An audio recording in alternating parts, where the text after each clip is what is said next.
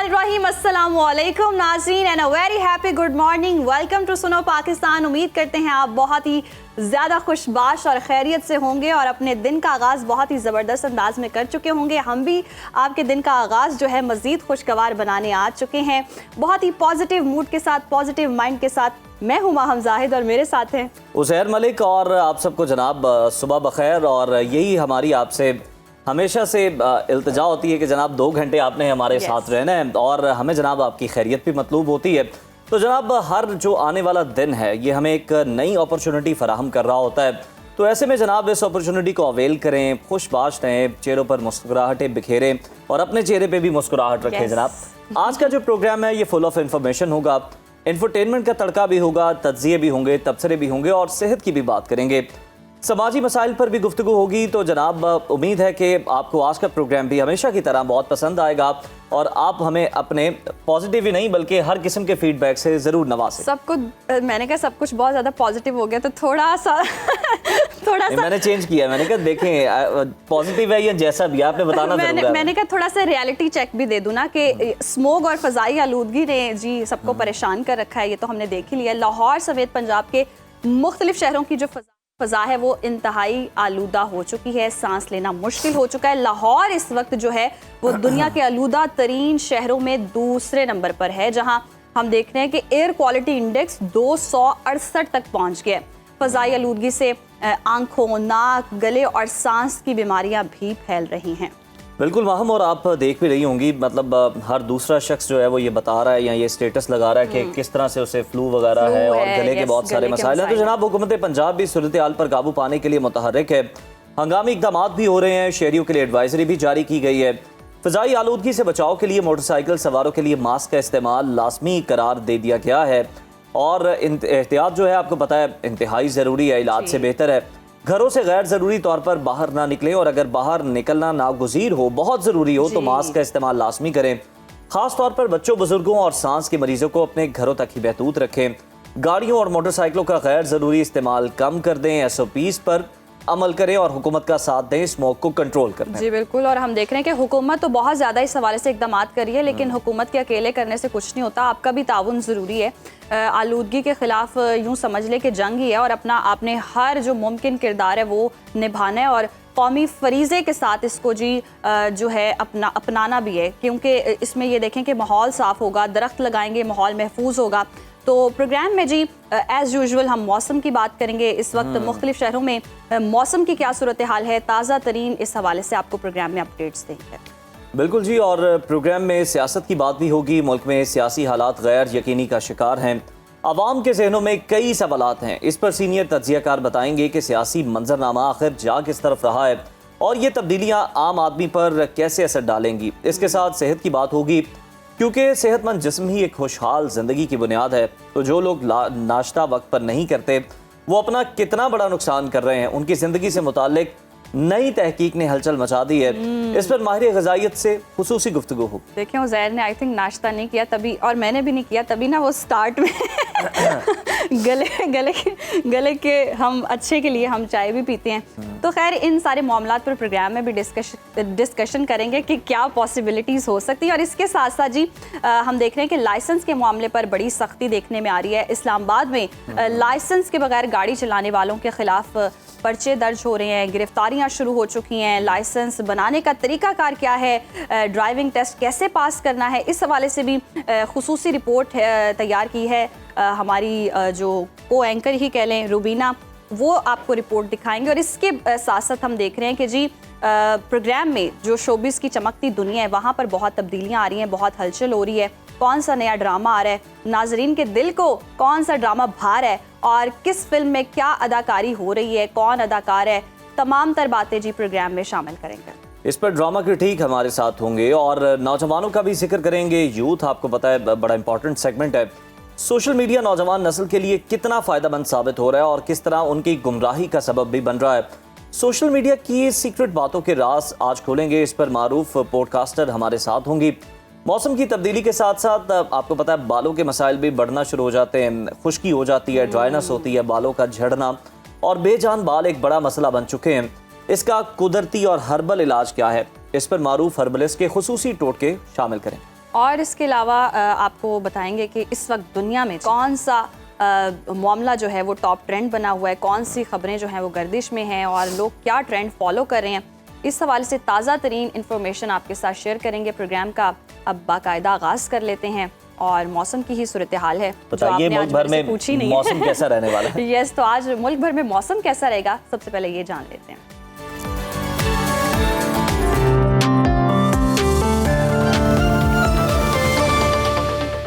नाज़रीन, महकमा मौसमियात के मुताबिक मुल्क के बेशतर इलाकों में मौसम खुश्क, जबकि पहाड़ी इलाकों में सुबह और रात के औकात में मौसम सर्द रहेगा। ताहम बलाई खैबर पख्तूनख्वा, गिलगित बल्तिस्तान और कश्मीर में मतला जुज़वी अब्र आलूद रहने के अलावा हल्की बारिश की तवक्को है। तो मुख्तलिफ शहरों में मौसम की क्या सूरत हाल है, आइए जानते हैं।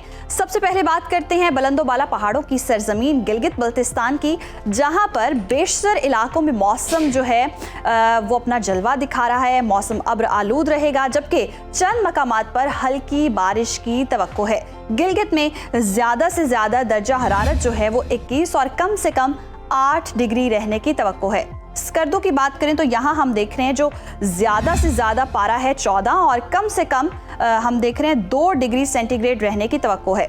महकमा मौसमियात के मुताबिक आइंदा 24 घंटों के दौरान गिलगित बल्तिस्तान में मौसम सर्द रहने का इम्कान है। और अब आपके साथ शेयर करते हैं चश्मों और झरनों के नगर आजाद कश्मीर का मौसम, जहां ज्यादातर इलाकों में ठंडी हवाओं का राज है, जबकि मतला जुज़वी अब्र आलूद रहने के अलावा चंद मकामात पर हल्की बारिश की तवक्को है। दारुल हुकूमत मुजफ्फराबाद की बात करें तो यहाँ पर हम ज्यादा से ज्यादा दर्जा हरारत देख रहे हैं 34 और कम से कम 21 डिग्री रहने का इम्कान है, जबकि श्रीनगर में मैक्सिमम टेम्परेचर अगर हम देखें तो ये है 21 और मिनिमम 7 डिग्री रहने की तवक्को है। महकमा मौसमियात ने आइंदा 24 घंटों के दौरान पूरे कश्मीर में मौसम सर्द रहने की पेशगोई की है। और नाज़रीन, अब रुख कर लेते हैं मेहमान नवाजों की धरती खैबर पख्तूनख्वा का और आपके साथ शेयर करते हैं KPK का मौसम। यहाँ पर हम देख रहे हैं कि बेशतर मैदानी इलाके खुश्क मौसम की लपेट में रहेंगे, जबकि पहाड़ी इलाकों में रात और सुबह के औकात में मौसम सर्द रहने का इम्कान है। ताहम बलाई अजला में मतला जुज़वी अब्र आलूद रहने के अलावा चित्राल, दीर, कोहिस्तान, सवात, मालाकंड और कुर्रम में चंद मकामात पर हल्की बारिश की तवक्को है। सूबाई दारुल हुकूमत पेशावर लिए चलते हैं आपको और यहाँ पर देखते हैं जी ज्यादा से ज्यादा जो दर्जा हरारत है वो है 31 और कम से कम 17 डिग्री रहने की तवक्को है, जबकि सवात यहाँ पर हम देख रहे हैं जो मैक्सिमम टेम्परेचर है वो है 18 और मिनिमम 4 डिग्री रहने की तवक्को है। महकमा मौसमियात के मुताबिक आइंदा 24 घंटों के दौरान पहाड़ी अजला में सर्दी की शिद्दत में इजाफे का इम्कान है।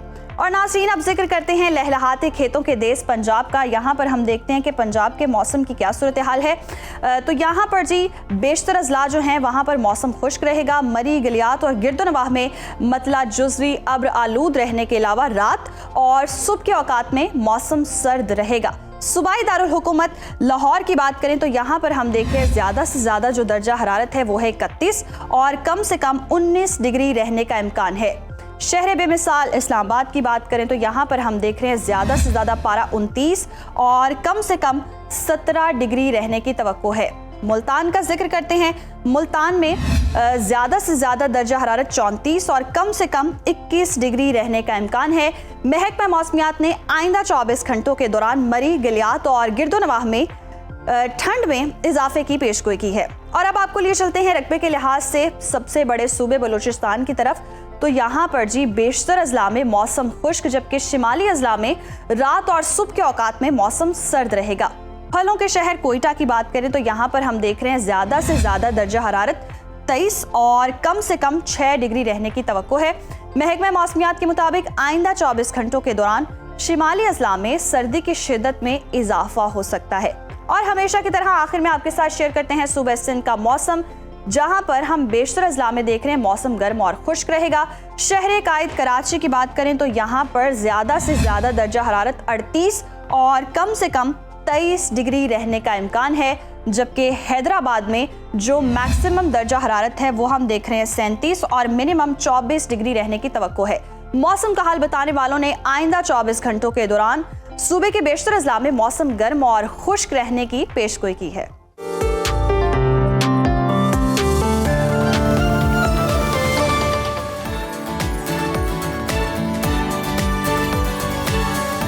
प्रोग्राम के सिलसिले को आगे बढ़ाते हैं। अस्करी और सिफारती हिकमत अमली के बायस आलमी सतह पर पाकिस्तान का वकार बुलंद हुआ है। पाकिस्तान ने अपनी सिफारती हिकमत अमली से अमरीका और सऊदी अरब समेत मुतादिद बड़े मुल्कों को मुतासर किया है, जिसके बायस दुनिया भर खुसूसन खित्ते में पाकिस्तान की अहमियत में इजाफा हुआ है।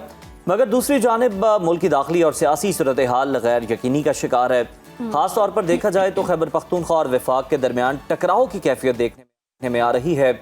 वज़ीर आला खैबर पख्तूनख्वा सुहेल आफरीदी ने मुज़ाहमत का बाकायदा आगाज़ कर दिया है। और गुज़श्ता रोज़ हमने देखा कि वज़ीर आला खैबर पख्तूनख्वा की सदारत में पहला बाज़ाब्ता इजलास हुआ, जिसमें कई अहम फैसले किए गए। उन्होंने वफाकी वज़ीर दाखिला की तरफ से दी गई जो बुलेट प्रूफ गाड़ियाँ हैं वो वापस करने का ऐलान कर दिया और कहा कि ये गाड़ियाँ जो हैं नाकिस हैं, पुरानी हैं और ये KP पुलिस की तज़हीक है। वज़ीर आला सुहेल आफरीदी ने खैबर पख्तूनख्वा में दहशत गर्दी का जो मलबा है वो वफाक पर डाल दिया और मौक़िफ़ उन्होंने ये अपनाया कि जो वफाकी हुकूमत है उसकी गलत पॉलिसीज़ के बायस सूबे में एक मरतबा फिर दहशत गर्दी बढ़ गई है। KP असम्बली से खिताब में वज़ीर आला ने वाज़ेह किया कि 3 MPO के तहत किसी सियासी कारकुन को गिरफ्तार नहीं किया जाएगा। बानी PTI से मुलाकात के बाद ही वज़ारत दाखिला के साथ बैठेंगे और अगर बानी से मुलाकात ना कराई गई तो फिर आइंदा लाहे अमल का ऐलान करूंगा। इस पर वज़ीर मुमलिकत बराए दाखिला तलाल चौधरी का सख्त रद्द-ए-अमल सामने आया। उन्होंने बुलेट प्रूफ गाड़ियां वापस करने के ऐलान पर अफसोस का इजहार किया। कहा कि KP के पुलिस अफसरान और जवानों को दहशत गर्दों के आगे फेंका जा रहा है। नाबालिग और बचगाना सोच ने हमारे जवानों के लिए खतरात बढ़ा दिए। दूसरी जानिब पीपल्स पार्टी ने अपने मुतालिबात की मंजूरी के लिए वफाकी हुकूमत को 1 माह का अल्टीमेटम दे दिया है। जी बिल्कुल, तो ये सियासी सूरत हाल है और इसी पर बात करने के लिए आज हमारे साथ मौजूद हैं सीनियर सहाफ़ी और तज़कियाकार सज्जाद मीर साहब। बहुत शुक्रिया आपके वक्त का। Welcome to Suno Pakistan. कहिएगा, शानदार अस्करी और सिफारती हिकमत अमली के बायस आलमी सतह पर पाकिस्तान का वकार जो है वो बुलंद हुआ है, जिसका एतराफ़ भी सामने आ रहा है और पूरी दुनिया मुअतरिफ है मुल्क भर के दाखिली और सियासी हालात। लेकिन हम देख रहे हैं कि गैर यकीनी हैं। अंदरूनी हालात कब तक ठीक होंगे, कैसे ठीक हो सकते हैं, क्योंकि सियासी इस्तेहकाम होगा तो ही बेहतरी आ सकती है। देखिए जी, अंदरूनी हालात जो हैं वो तो ऐसे ही चलते रहेंगे। अगर खैबर पख्तूनख्वा में कोई वजीर आला आके ये समझता है कि वो हमारी खारजा पॉलिसी तय कर सकता है या दुश्मनों के साथ हमारे मामलात को फाइनलाइज कर सकता है, तो ये उसकी गलतफहमी है, बचकाना बात है। जो पहली तकरीर हुई है वजीर आला की वो बिल्कुल बचकाना थी। मैं इनकलाबी हूँ, कोई कहता है मैं इनकलाबी हूँ? इनकलाबी खुद नहीं कहता कि मैं इनकलाबी हूँ, वो अपने इक़दार से, अपने काम से साबित होता था कि एक इनकलाबी हूँ। तो मैं इमरान पे शहीद हो जाऊंगा, तो इमरान पे शहीद होगा कि जब वतन पे शहीद होगे, ये तय कर लो ना। पहले भी एक लीडर आया था कराची में, वो कहता था लीडर चाहिए, नजरिया यानी मुल्क से वो अपने लीडर को अहम करदारा लगाते रहे। ये कहते हैं कप्तान चाहिए, पाकिस्तान नहीं चाहिए। तो ये चलने वाली बात नहीं है। आपको मुल्क चलाना है, आपको मुंतखब किया असेंबली ने, आप असेंबली के वोटों से मुंतखब होके आए हैं। आपका अपने लीडर से या किसी जो मामला है वो अलग मामला है। आप कोई कह सकता है कि एक मुजरिम से आप मशवरा करने जाते हैं, ये क्या तुक है?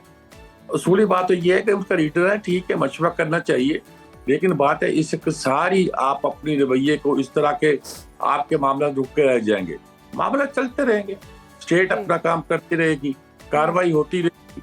आपका क्या ख्याल है कि अफगानिस्तान के साथ दुश्मन तोपे चला रहा हो और आप बैठ के पूछेंगे हम सूबाई हुकूमत से पूछा करेंगे? ये तो नहीं होगा। काम चलता रहेगा। यही है कि वो खैबर पख्तूनख्वा के लोगों के लिए मसाइल पैदा होंगे और बहरहाल सेंस विल प्रिवेल और वहाँ भी एक बेहतर सूरत हाल पैदा होने की तवक्को हो सकती है और इंशाल्लाह कुछ ज्यादा खराबी पैदा नहीं होती। मुल्क अब चल पड़ा है सही रास्ते पर और चलता रहेगा इंशाल्लाह। बिल्कुल ठीक है। सजाद साहब, तवक्को के मुताबिक वज़ीर आला सुहेल आफरीदी ने वफाक के खिलाफ मुज़ाहमत का आगाज़ कर दिया और उन्होंने वज़ारत दाखिला की तरफ से दी गई जो बुलेट प्रूफ गाड़ियाँ हैं वो भी वापस करने का ऐलान कर दिया है। तो आइंदा दिनों में वफाक और सूबे के दरमियान मामला क्या रुख इख्तियार कर सकते हैं, क्योंकि उन्हें इस बात का भी बड़ा रंज है कि हल्फ उठाने के अगले दिन जब वो खान साहब के पास पहुंचे शुक्रिया अदा करने, तो मुलाकात भी नहीं करने दी गई। तो गाड़ियां वापस करके क्या किया, दे काम किया, या उसका ख्याल है उनको नई गाड़ियां लाके दी जाएं? ये हर हुकूमत की, हर ब्यूरोक्रेट की, हर सियासतदान की ख्वाहिश होती है कि हमें नई गाड़ियां दी जाएं, ना सिर्फ दी जाएं बल्कि उन्हें खरीदने की इजाजत दी जाए। ताकि खरीदने तो पैसे कमाए जा सकते हैं, जो किक बैक लिया जा सकता है वो लिया जाए। आपको गाड़ियां मिली हैं, उन गाड़ियों से काम चलाएं पहले तो अभी, और उसके बाद कहें कि हमें इस गाड़ियों को चेंज करना है, प्लीज इसको चेंज कीजिए, इसका ये तरीका है। अगर आप इस तरीके से फार्मल तरीके से नहीं चलते तो अपने लोगों को मुश्किल में डालेंगे। जब मुश्किल में डालेंगे तो वो आपको ही पकड़ेंगे, ये कहेंगे कि हमारे पास जो सिक्योरिटी थी वो आपने हमसे छीन ली है। तो मेरे ख्याल में ये सारा तरीका ये है, वफाक को एम्बैरस करने के बजाय अपने आप को मुश्किल में डालने का तरीका है। आप कल कहें कि हम फंड नहीं लेते वफाक के, तो वफाक का क्या जाए, वफाक नहीं फंड आपको, आप ये कहते जाएं। तो एक सूबों, जब से 18वीं तरमीम आई है, सूबे कहते हैं कि वफाक जो काम करना चाहता है हमारे थ्रू करें, और वफाक को शक है बल्कि यकीन है कि कई सूबे जो हैं उस फंड को मिसयूज करते हैं। वो उस फंड, जितने फंड्स उनको मिलते हैं उनको भी थे तौर पे यूज नहीं करते, और हमारे यहाँ कोई मैकेनिज्म नहीं है जो सूबों के इस अमल की कोई एक तरह से एहतसाब कर सके। तो ये भी होता है, ये हो रहा है। सही सजाद साहब, यकीनन बिल्कुल दुरुस्त फरमाया आपने कि अल्टीमेटली ये नुकसान अपना ही करेंगे, लेकिन वफाक की जानिब से भी हम देख रहे हैं कि उन्होंने कहा कि जी केपी में दहशतगर्दी पीटीआई हुकूमत की वजह से बढ़ी है, मगर सुहेल आफरीदी ने दहशतगर्दी का जो सारा मलबा है वो वफाक पर डाल दिया है। आप सुहेल आफरीदी के इस बयान को किस हद तक मुनासिब समझते हैं और मुत्तफिक हैं? देखें, सुहेल आफरीदी जब तक एडजस्ट नहीं हो गया ना सारे मामले से, सारे नज़म से, सारे निज़ाम, उस वक्त तक बात आगे नहीं बढ़ेगी। और ये कि बात आगे नहीं बढ़ने का मतलब ये नहीं है कि वफाक ने जो कार्रवाई शुरू की हुई है वहाँ टेररिज्म के खिलाफ वो रुक जाएगी, वो नहीं रुकेगी। वो फौज कर रही है और इनके आगे किसी की नहीं चलती, ना वफाक की हुकूमत की चलती, ना इनकी चलती है। तय हो चुका है वफाकी काबीना में भी, और पूरी एक तरह के तमाम कंसेंसस हो चुका है कि ये कार्रवाई करनी है, वो हो रही है। और उसके लिए डायलॉग भी हो रहे हैं, अभी कतर में हुए हैं, अब तुर्की में होंगे। तो क्या वो डायलॉग पूछ के वजीर आला और खैबर पख्तूनख्वा से किए जाएंगे, किसी भी ऐसे एरे वेरे से पूछे किए जाएंगे? नहीं भाई, ये मुल्की सलामती का मामला है, कौमी सलामती का मसला है, ये चलता रहेगा और ये इस तरह बोलते रहेंगे। इससे एक तरह की बेअमली पैदा होगी, लेकिन फिर एक वक्त ऐसा भी आता है कि जब लोग कहते हैं कि इस हुकूमत का छुट्टी कराई जाए, जो हम इसको गैर जमहूरी समझते हैं, वो जमहूरियत को बाकी रखने के लिए इनकी सारी ये हरकतें बर्दाश्त की जाती रहेंगी। लेकिन जो काम करना है वफाक ने, एस्टेब्लिशमेंट ने, रियासत ने, वो नहीं रुके पाएगा। बिल्कुल ठीक है, वो तो काम चलते ही रहेंगे, वो ज़रूरी भी हैं एकदम। सजाद साहब, केपी के वज़ीर आला ने ऐलान किया कि अगर बानी से मुलाकात ना करने दी गई आइंदा दिनों में तो फिर कोई लाहे अमल जो है उसका ऐलान होगा। और इस सिलसिले में आप क्या समझते हैं कि क्या ऑप्शंस हैं उनके पास जो यमीन गंडापुर के पास नहीं थी? ये क्या डिफरेंट कर सकते हैं, क्या हिकमत अमली अपना सकते हैं, कौन सी ऑप्शंस हो सकते हैं? मेरा ख्याल है उनके साथ जो बंदे हैं ना जी, असद कैसर हैं, जुनैद अकबर हैं, सारे लोग हैं, ये सेंसिबल बंदे हैं। सही। वो ये जो अली अमीन गंडापुर ने जितना हंगामा खड़ा कर दिया था उससे ज्यादा ये क्या कर लेंगे, और कोई करेंगे भी नहीं। और मुलाकात हो गई तो भी क्या बनेगा? मेरे ख्याल में खुद इमरान के पास कोई रास्ता नजर आता नहीं है उसको कि क्या, कहाँ क्या करना है, कहाँ चलना है, किस तरफ आगे बढ़ना है, क्या इक़दाम उठाना। सियासत के उसकी कोई विजन नहीं है इमरान का। माफ कीजिएगा, उसके हामियों को बुरा लगेगा, लेकिन हकीकत ये, मेरा भी बड़ा दोस्त रहा है, लेकिन ये है कि उसको विजन नहीं है सियासत का, और ऐसे लोगों के पास होता है। मसलन असगर खान थे, जिनकी वो बहुत ही मोतकद था, बहुत कायल था, ऐसा दयानतदार शख्स हमारी सियासत में बहुत कम आया है, और बहुत साफ गोसा आदमी था, लेकिन सियासत नहीं आती थी। तो होता है कुछ लोगों को वो सियासत में आ जाते हैं, उनमें बहुत खूबियां होती हैं, लेकिन सियासत का खेल का उनको नहीं आता। ये एक अलग खेल है, अच्छा खेल है, बुरा खेल है, ये मैं नहीं कहता, लेकिन सियासत तो अलग खेल है। सही। और देख भी रहे हैं हम कि पीटीआई के पास कोई वाज़े हिकमत अमली है नहीं, और वही खान की रिहाई की बातें करते हैं, लेकिन रिहाई कैसे होनी है इस चीज़ के लिए भी उनके पास प्लानिंग नहीं है, सियासत के लिए भी प्लानिंग नहीं है। और एक तरफ हम देख रहे हैं केपी हुकूमत है, दूसरी तरफ इत्तेहादी जमात है। पीपल्स पार्टी ने वफाक के खिलाफ दबाव बढ़ा दिया और मुतालिबात की मंजूरी के लिए 1 माह का अल्टीमेटम भी दे दिया है। तो पीपल्स पार्टी इस प्रेशर से क्या मकासद हासिल करना चाह रही है? इसी तनख्वाह पे काम करेगी पीपल्स पार्टी। अच्छा। वो एक फिक्र कहा था आसिफ जरदारी ने जब पीडीएम की हुकूमत थी कि मेरा एक ही बेटा है, मैं एस्टेब्लिशमेंट से लड़ाई बोल नहीं ले सकता। वो एस्टेब्लिशमेंट मिलकर ही चलते हैं और प्रेशराइज करके जो कुछ करना चाहते हैं। वो क्या उनका क्या काम है ये बात कहना कि गंदम की कीमत इतनी मुकर्रर की जाए, किसानों का ये है क्या, उनका क्या काम है? किसान गंदम की कीमत ज्यादा मुकर्रर करने का मतलब है 4200 मुकर्रर करने का मतलब कि इस वक्त मार्केट में 3400 है, तो आप 4200 मुकर्रर करके क्या करना चाहते हैं कि किसानों का फायदा हो जाए, अवाम की ऐसी गति हो जाए, अवाम 4200 की गंदम खरीदें और किसान का फायदा हो जाएगा। अब आप इस ट्रांजिशनल फेज में कि जिस तरह आपने किसानों को भी फायदा पहुंचाना है, अपनी पैदावार भी जरिए बढ़ानी है और आम आदमी का फायदा पहुंचाना है। कीमतें बढ़ाते जाओ, इससे नरक बढ़ते जाएंगे और फिर क्या होता है, उस गंदम को हम फिर बेचते हैं बाहर, क्या करते हैं, कहते हैं फिर हुकूमत खरीद ले, वो हुकूमत खरीदती है, हुकूमत खरीद के डंप कर लेती है, पंजाब की सिंध की हुकूमत को चाहिए होता है तो वो कहते हैं जी अब देखिए बात ये है कि ऐसे सूबाई सतह पर न सोचें या इलाकाई सतह पर न सोचें, एक किसान के तौर पर बन के न सोचें, एक पूरे पाकिस्तान के शहरी बन के सोचें। गंदम अगर 4200 रुपए की खरीदी जाएगी, इस वक्त महंगाई के जमाने में आकर 3400 की बिक रही है और शुरू में पता चला था कि 2300 की बिक रही थी। ठीक है, 2300 पे किसान को नुकसान हुआ। सजाद साहब, अगर पीपल्स पार्टी को इतना ही किसानों का दर्द है जिस तरह से वो कह रहे हैं, तो जो चोलिस्तान की बंजर जमीन जो है उसको जरखेज करने की जब बात हुई, 6 नहरें निकालने की जिससे सबको फायदा होगा, ज़राअत को बड़ा फायदा होगा, उस पर पीपल्स पार्टी जो है उसको एतराज थे, उस पर बहुत सख्त जो है मुखालफत भी की है पंजाब हुकूमत की। वो जनाब पार्टी पीपल्स पार्टी बनती है कौमी, वहाँ सिंधी पार्टी बन जाती है और सिंध में एक कॉन्सेप्ट है कि सिंध दरिया पर सिर्फ हमारा हक है, कालाबाग गैंग नहीं बनेगा, ये हमारा इस पे हक है। तो इस सारे कॉन्सेप्ट में उनके खिलाफ, लेकिन उन्होंने लेना क्या, वो पंजाब से कुछ सीटें लेना चाहते थे। अब पंजाब में जी बल्दियाती ये निजाम है, ये हमसे पूछ कर नहीं बनाया जा, आपसे पूछो क्यों बनाया जाए भाई, वो असेंबली में बनाना है, असेंबली में जितनी आपकी अक्सरियत है उसी वोट से बनेगा। ये तो नहीं बाहर से बैठकर आप पार्टियां तय कर लें और असेंबली। मैं नहीं कहता निजाम अच्छा बना रहे हैं, मैं नहीं कहता निजाम अच्छा है, मैं नहीं कहता कि पंजाब में बल्दियाती इलेक्शन के बारे में कोई तीर मारा है, सारे सूबे यही तय कर रहे हैं, अपनी अपनी मर्जी का निजाम बनाते हैं, उसको चलाते हैं। लेकिन बात यह कि आप ये कैसे मांग सकते हैं कि पंजाब का निजाम हमारी मर्जी से हो, वो कहेंगे बनाएं सिंध का निजाम हमारी मर्जी से। कराची में लोग चीख रहे हैं, जिस तरह एक मेयर मुसल्लत करके अपने निजाम चला रखा है और जो सिस्टम चला रखा है अपने बल्दियाती निजाम की से अपनी पार्टी की हुकूमत क्या रखी है, वो भी सबके सामने है। तो इसलिए ये तो ऐसे मामला थे ये सूबों को ही तय करने होते हैं, यकीनन सूबों को ही तय करने होते हैं। और कराची के भी अगर हम हालात देखें, मामला देखें तो जूं के तू हैं। बहुत शुक्रिया सजाद साहब आपके वक्त का। और यकीनन जिस तरह की डेवलपमेंट आ रही है, एक तरफ से पीपल्स पार्टी भी मुतालबा कर रही है, दूसरी तरफ से हम देख रहे हैं कि सियासी हलचल हो रही है, सुहेल आफरीदी की जानिब से भी बहुत सख्त रवैया देखने में सामने आ रहा है। और हमने यही देखा था कि अली अमीन गंडापुर की भी तरफ से यही पॉलिसीज़ थी कि वो मज़ाहमत करते थे वफाकी पॉलिसीज़ के ख़िलाफ़। और अब भी हम देख रहे हैं कि वो भी इसी स्ट्रेटजी पर गामजन है, लेकिन ऐसे नहीं होता, अभी तो स्टार्ट है, अभी तो शुरू है, अभी इक़्तिदार संभाला है। इनकलाबी मुज़ाहमती जो है वो बनने के कई दफ़ा नारे कर रहे होते हैं और लगा रहे होते हैं, और कई दफ़ा आप सिर्फ दिखावा कर रहे होते हैं, क्योंकि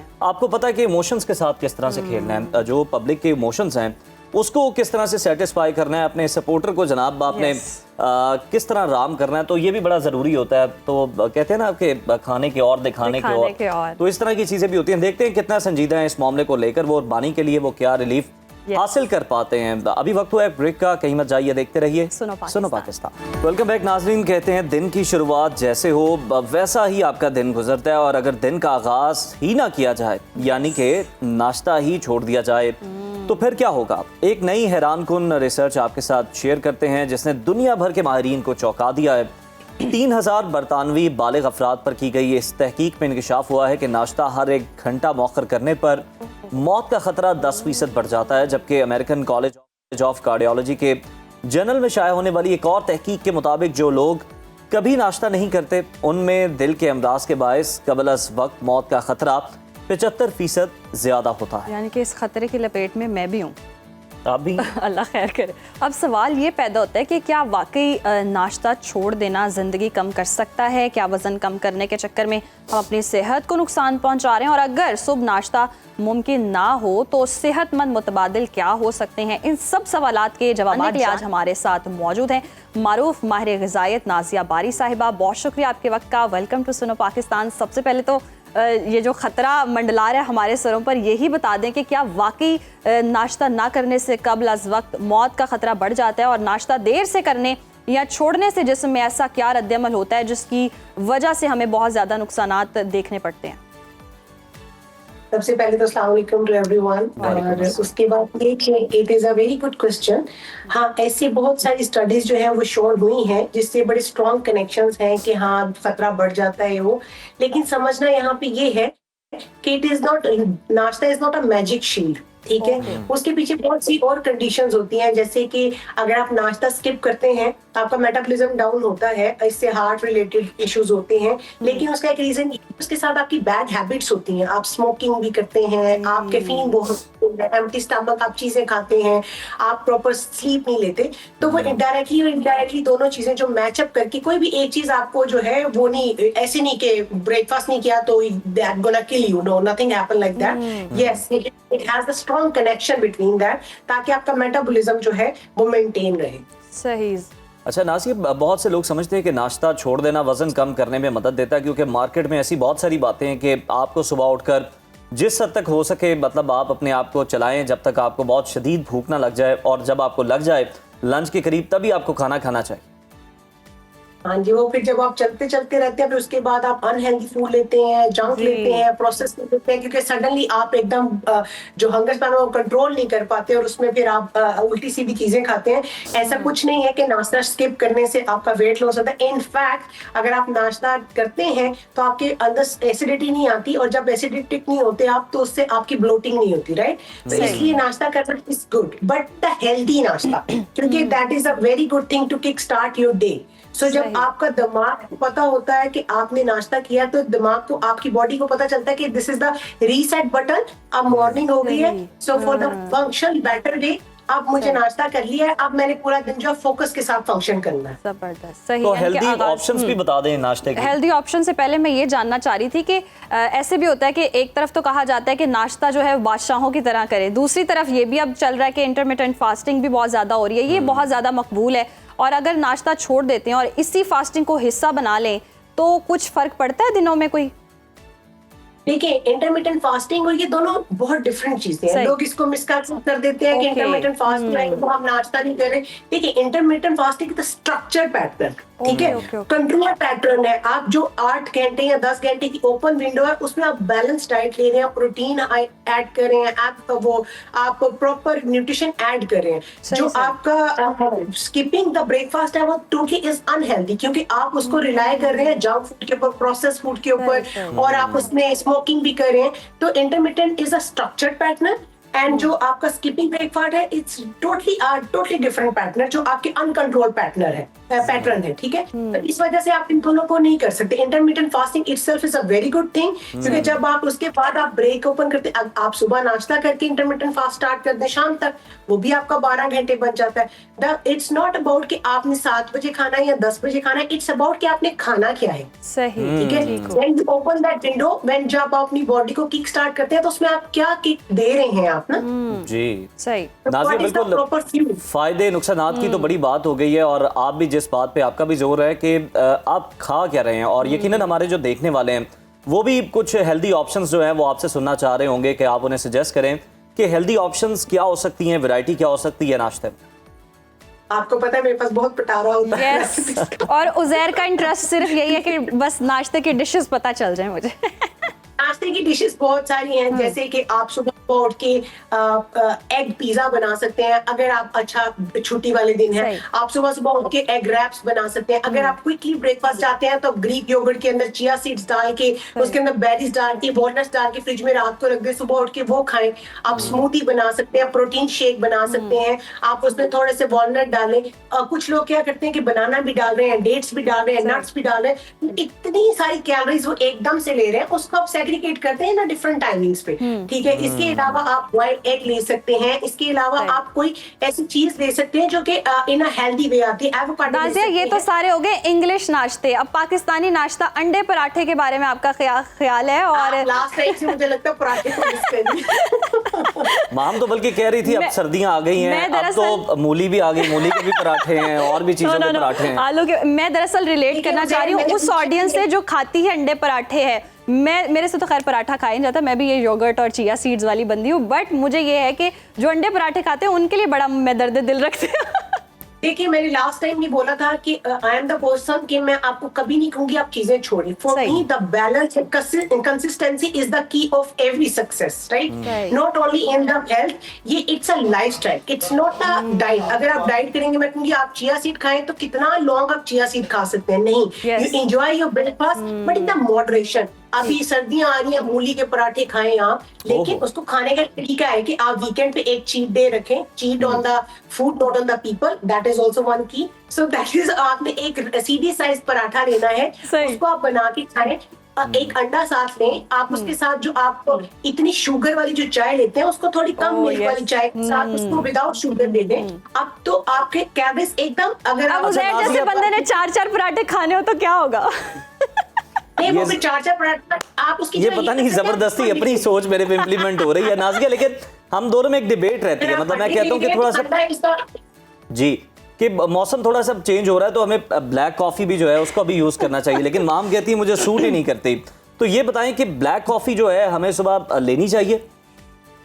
देखिए ब्लैक कॉफी का एक मैं आपको बहुत जबरदस्त टिप देती हूँ। ब्लैक कॉफी अगर आपको सूट करती है, आप जब मॉर्निंग सुबह उठते हैं तो उसमें आप थोड़ा सा कोकोनट ऑयल डाल के 2 to 3 ड्रॉप्स अगर आप कोकोनट ऑयल डालें उस ब्लैक कॉफी के अंदर, that will be the bullet coffee, जो कि सारी अमेरिका, यूरोप सब जगहों पे यूज होती है। More than a decade, right? I also myself take. उससे आप अपनी स्किन की ग्लो देखिएगा, उससे आप अपने जॉइंट्स की हेल्थ देखिएगा, उससे आपका जो हंगर है ना वो स्प्रेस हो जाता है। आप देखिएगा कि black coffee with the coconut oil will give you a lot of benefits और टेस्ट में भी वो अच्छी। वाह वाह, मुझे मोटिवेशन मिल गया। चले मैं अब उज़ैर के लिए थोड़ा सा ये फेवर कर दूंगी कि हम ब्लैक कॉफी शुरू कर दें। लेकिन वो आप मूली के पराठों की बात कर रहे थे ना, कुछ लोगों को मैदे के मसले हो जाते हैं, हर बंदा मूली के पराठे नहीं खा सकता।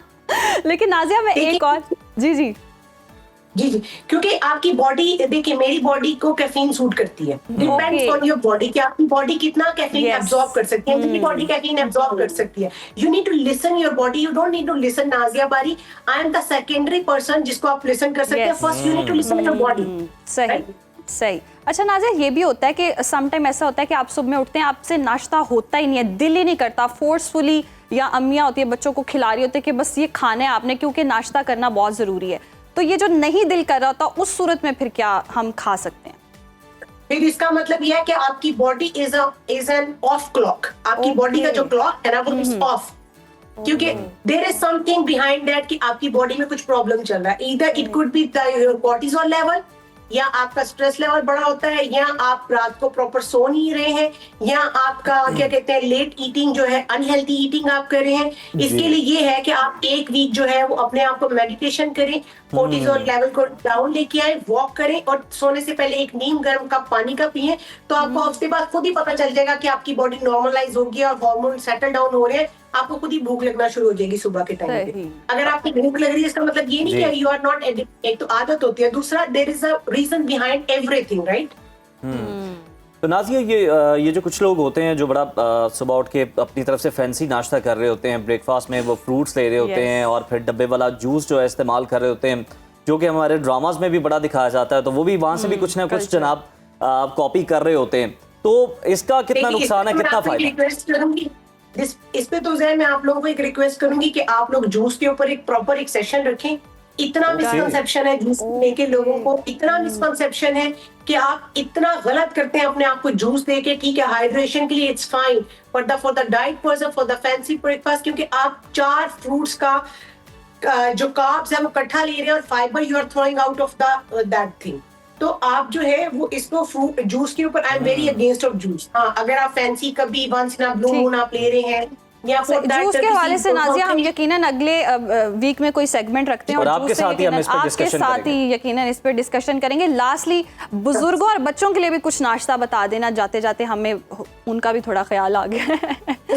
देखिए बुजुर्ग जो है वो जब बैठे होते हैं तो आपको नाश्ता हमेशा देना है अपने जेंडर को, अपनी एज को, अपनी एक्टिविटी को सामने रखते हुए नाश्ता करना चाहिए। अब बच्चों की एक्टिविटी ज्यादा होती है, आप उनको एग दें, उनको फ्रूट्स दें, उनको ये दें। अब औरतों की एक्टिविटी ये होती है कि औरतों को ज्यादा आयरन और एनर्जी चाहिए होती है। ठीक है, अब जो एल्डरली लोग हैं वो बैठे होते हैं, उनकी एक्टिविटी इतनी ज्यादा नहीं, उनको आपने थोड़ा सॉफ्ट उसमें देना होता है, तो उनको आप थोड़ा सा कोई सॉफ्ट फूड की तरफ जाए। पोरेज वगैरह और इस तरह की चीज। सो इसलिए ये आपके it's depend on the person और आपकी एक्टिविटी, आपकी एज के ऊपर। सही, ये पर्सन टू पर्सन वेरी करता है और एज ग्रुप के हिसाब से आपको नाश्ता करना चाहिए। बहुत शुक्रिया नाजिया आपके वक्त का, और यकीनन नाजरीन को अब समझ आ चुका होगा कि नाश्ता जो है वो महज एक खाना नहीं है, बल्कि पूरे दिन की एक तवानाई है, दिल की सेहत और लंबी उम्र की ज़मानत है। तो आप फिटनेस का ज़रूर ख्याल रखें, लेकिन इतने दीवाने ना हो जाएं कि अपनी मसरूफ़ ज़िंदगी में खाना ही मिस कर दें और अपने दिन का आगाज़ जो है वो नाश्ते से ना करें। तो एक चार्जिंग का काम करता है आपके लिए सुबह सुबह यानी और जिनका मतलब बॉडी क्लॉक जो है, जिस तरह नाज़िया बता रही थी, वो अगर डिस्टर्ब है वो सेल वगैरह चेक करेंगे।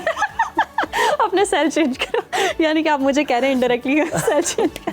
हम देखते हैं और सेल चेंज करवाते हैं, ऐसे ब्रेक पे चलते हैं। वेलकम बैक नाज़रीन। ड्राइविंग लाइसेंस की हमने आगाज़ में बात की थी, तो ये बनवाना हर किसी की ज़रूरत है, मगर सबसे बड़ा जो मरहला होता है वो यही होता है कि ड्राइविंग टेस्ट पास कैसे करना है। तो अक्सर लोग पहली बार में तो टेस्ट क्लियर नहीं कर पाते हैं, कभी नर्वसनेस होती है, कभी ट्रैफिक रूल्स जो हैं उनकी कम जो है मालूमात होती है, और कभी सिर्फ एक छोटी सी गलती जो है उन्हें फेल करवा देती है। तो ड्राइविंग टेस्ट में कामयाबी का राज जो है वो सारे ही जानने की कोशिश कर रहे होते हैं कि जनाब हम बड़ी आसानी से जो ड्राइविंग टेस्ट है वो पास कर लें, और कुछ लोग घबरा भी जाते हैं जब बावर्दी एहलकार सर पे खड़े होते हैं और वो बड़े गौर से देख रहे होते हैं कि आप कौन सी भूल चूक करते हैं और आपने कोई इंडिकेटर नहीं लगाया या कुछ भी छोटी सी भी आपने मिस्टेक कर दी तो जनाब आप फेल हो जाएंगे। इन्हीं तमाम तर सवालात के जवाबात जान लेते हैं और देखते हैं रुबीना यूसुफ की ये खुसूसी रिपोर्ट।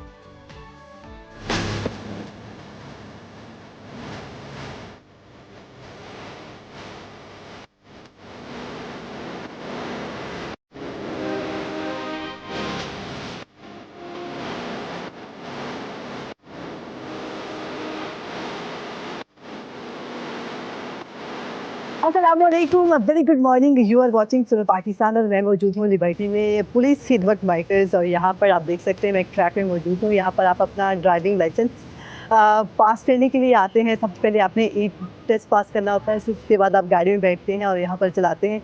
यहाँ पर इनके इंचार्ज भी मौजूद हैं, उनसे बात कर लेते हैं कि इसकी क्या टेक्निक्स है, किस तरह हम ये जो फोन्स को से बच सकते हैं और अपना ड्राइविंग टेस्ट पास कर सकते हैं।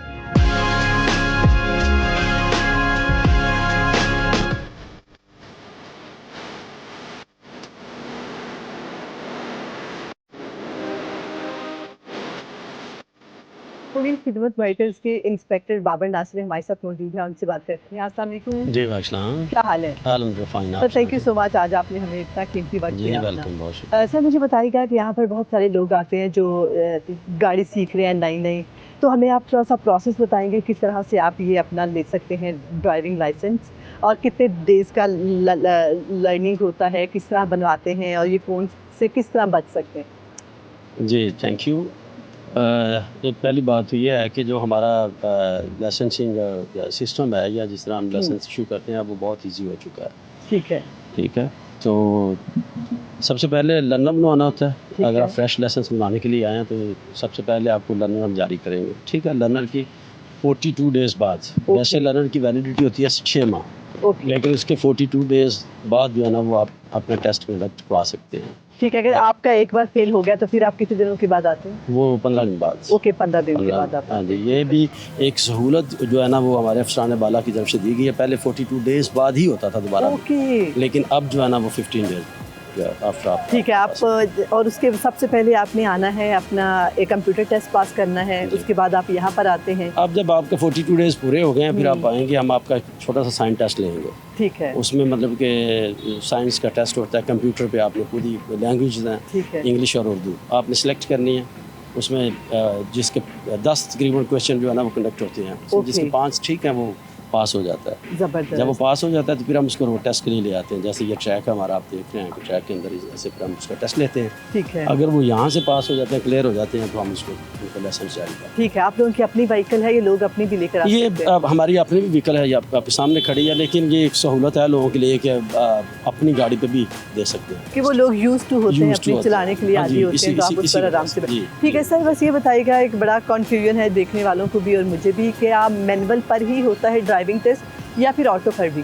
ये भी अपनी मर्जी है, जिसकी जो गाड़ी, हाँ जी, जिसमें देना काफी सहूलत हो चुकी है, बहुत हद तक सहूलत। अब तो बहुत इजी हो गया। अच्छा, जिसके पास जो ड्राइविंग कर सकता है, इस काबिल है, एलिजिबल है, उसके लिए लाइसेंस का इशू कोई नहीं रहेगा। ज़बरदस्त। और यहाँ पर कहाँ से लेके कहाँ तक आपने करनी होती है गाड़ी ड्राइव? ये जब वो साइन टेस्ट क्लियर करके रोड टेस्ट के लिए आते हैं ठीक तो है। यहाँ से मतलब कि वो एंटर करेंगे। ओके ये ओके आपके सामने ट्रैक है, यहाँ आगे ओके। तक लेके जाएंगे। ओके यहाँ से वो रिवर्स लेके आएंगे। ठीक है, रिवर्स भी एज इट इज आएंगे वापस, जो वो रिवर्स लेके वापस चला गया वो पास हो गया। ज़बरदस्त। और कितना मतलब ख़वातीन कितना पास करती हैं इस कर टेस्ट? जाती हैं मोस्टली लोग जिनको कॉन्फिडेंस है ना ड्राइविंग पे। वो देखिए ना, अब ड्राइविंग भी तो एक मतलब कि हाँ, तरीक़ाकार है ना, इतना- जिसको या, आता है, बिल्कुल। जिसको इस चीज़ का मतलब कि अबूर हासिल है। टेस्ट का मतलब ये है, ऐसे तो नहीं ना हो जाता। जो मतलब कि आगे लोग प्रेशर नहीं लेते या जो पूरे रेगुलर ड्राइवर हैं उनके लिए इट्स नॉट एन इशू। बिल्कुल। कोई वीडियो वगैरह बनती है उन लोगों वीडियो के बनती है, हमारा ऑनलाइन सिस्टम है, ऊपर भी कैमरे लगे हुए हैं। ठीक फिर है। एक वीडियो हम ऑनलाइन बनाते हैं। ओके हाँ जी, वो मतलब कि वीडियो हमारे जो है ना ऑफिस में जाती है हमारे जो ठीक है। कभी किसी पे रहम किया कि थोड़ा सा हो गया है चलो इसको दे दें हम? नहीं अच्छा ऐसी बात नहीं है, रूल्स सबके लिए बराबर है। ओके हाँ जी, जिसका ये है कि कौन को टच होने से पहले अगर कोई चांस एक ले लेता है ओके तो वो उसके लिए मतलब कि समय लेके फैसिलिटी है। ठीक है। अगर कौन को टच हो गया तो he will be consider fail. Okay, यहाँ पर अगर कोई फॉर एग्जांपल अगर आज मैं देती हूँ, जी। एक बार मुझसे पास नहीं होता, मुझे दोबारा एक चांस दिया दोबारा जाएगा? 15 दिन बाद जब मर्जी है, ठीक है, सेम लेकिन- डे में चांस नहीं होगा। अच्छा, सेम डे में चांस? सेम डे में चांस नहीं होगा। ठीक है। और आज हम वो भी देखेंगे कि आप लोगों का कंप्यूटर पेपर कैसा होता है, जी, कौन से most साइंस welcome। होते हैं। मैं दिखाता हूँ। ठीक है।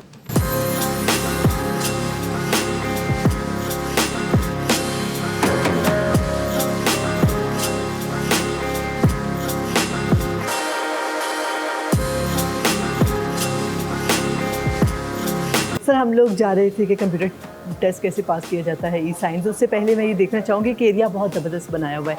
अगर कोई वेट करना चाहे, उसकी अभी तक बारी नहीं आई, तो वो यहाँ पर वेट कर सकते हैं? जी एग्जैक्टली, आप देख रही हैं माशाल्लाह बहुत अच्छा रेनोवेट करके बनाया हुआ है। हमारे आजी साहब ने खुद इन चीज़ों को लुक आफ्टर किया था। उसके बाद हमारे सीटू साहब हैं, मतलब कि सीनियर ऑफिसर्स जितने भी हैं इस चीज़ को बहुत ज़्यादा वो मतलब कि अपने नज़र में रखते हैं। ठीक आप है। देख रही हैं कि जैसे ही मतलब कि आ रहे हैं लोग, वो एंटर होते हैं, ये सिटिंग एरिया एनवायरनमेंट आपके सामने है, बेहतरीन बिल्कुल, मतलब कि या। माहौल है। लोग यहाँ पे आते हैं, आप ये सामने यहाँ से लेते हैं अपना वो टोकन लेके है। यहाँ पे बैठ जाते हैं, अपनी बारी का वेट करते हैं। विद इन 4 और 5 मिनट्स वो काउंटर पे चले जाते हैं। काउंटर पे उनका काम होता है, फास्टली है। अलहमदुलिल्लाह काम हो रहा है। और ये सुबह कितने बजे से लेके शाम कितने बजे तक? ये 24/7 है। ओके, 24/7 है। जब मर्जी कोई आए अपना Yes, ई exactly. पेपर पास Yes, करे और उसके हाँ। बाद ड्राइविंग। प्रोसेस उन्होंने करवाना है, लेकिन हमारी कोशिश होती है कि लोगों का टाइम बचाया जाए। ठीक है। यानी कि एज सुन एज पॉसिबल जैसे कि वो आया उसके लिए मतलब कि कोशिश क्योंकि ज़्यादा वेट ना करना पड़े। ठीक है, अभी हम देखेंगे कि साइंस जी जी कैसा होता है, exactly, साइंस मैं टेस्ट। हाँ।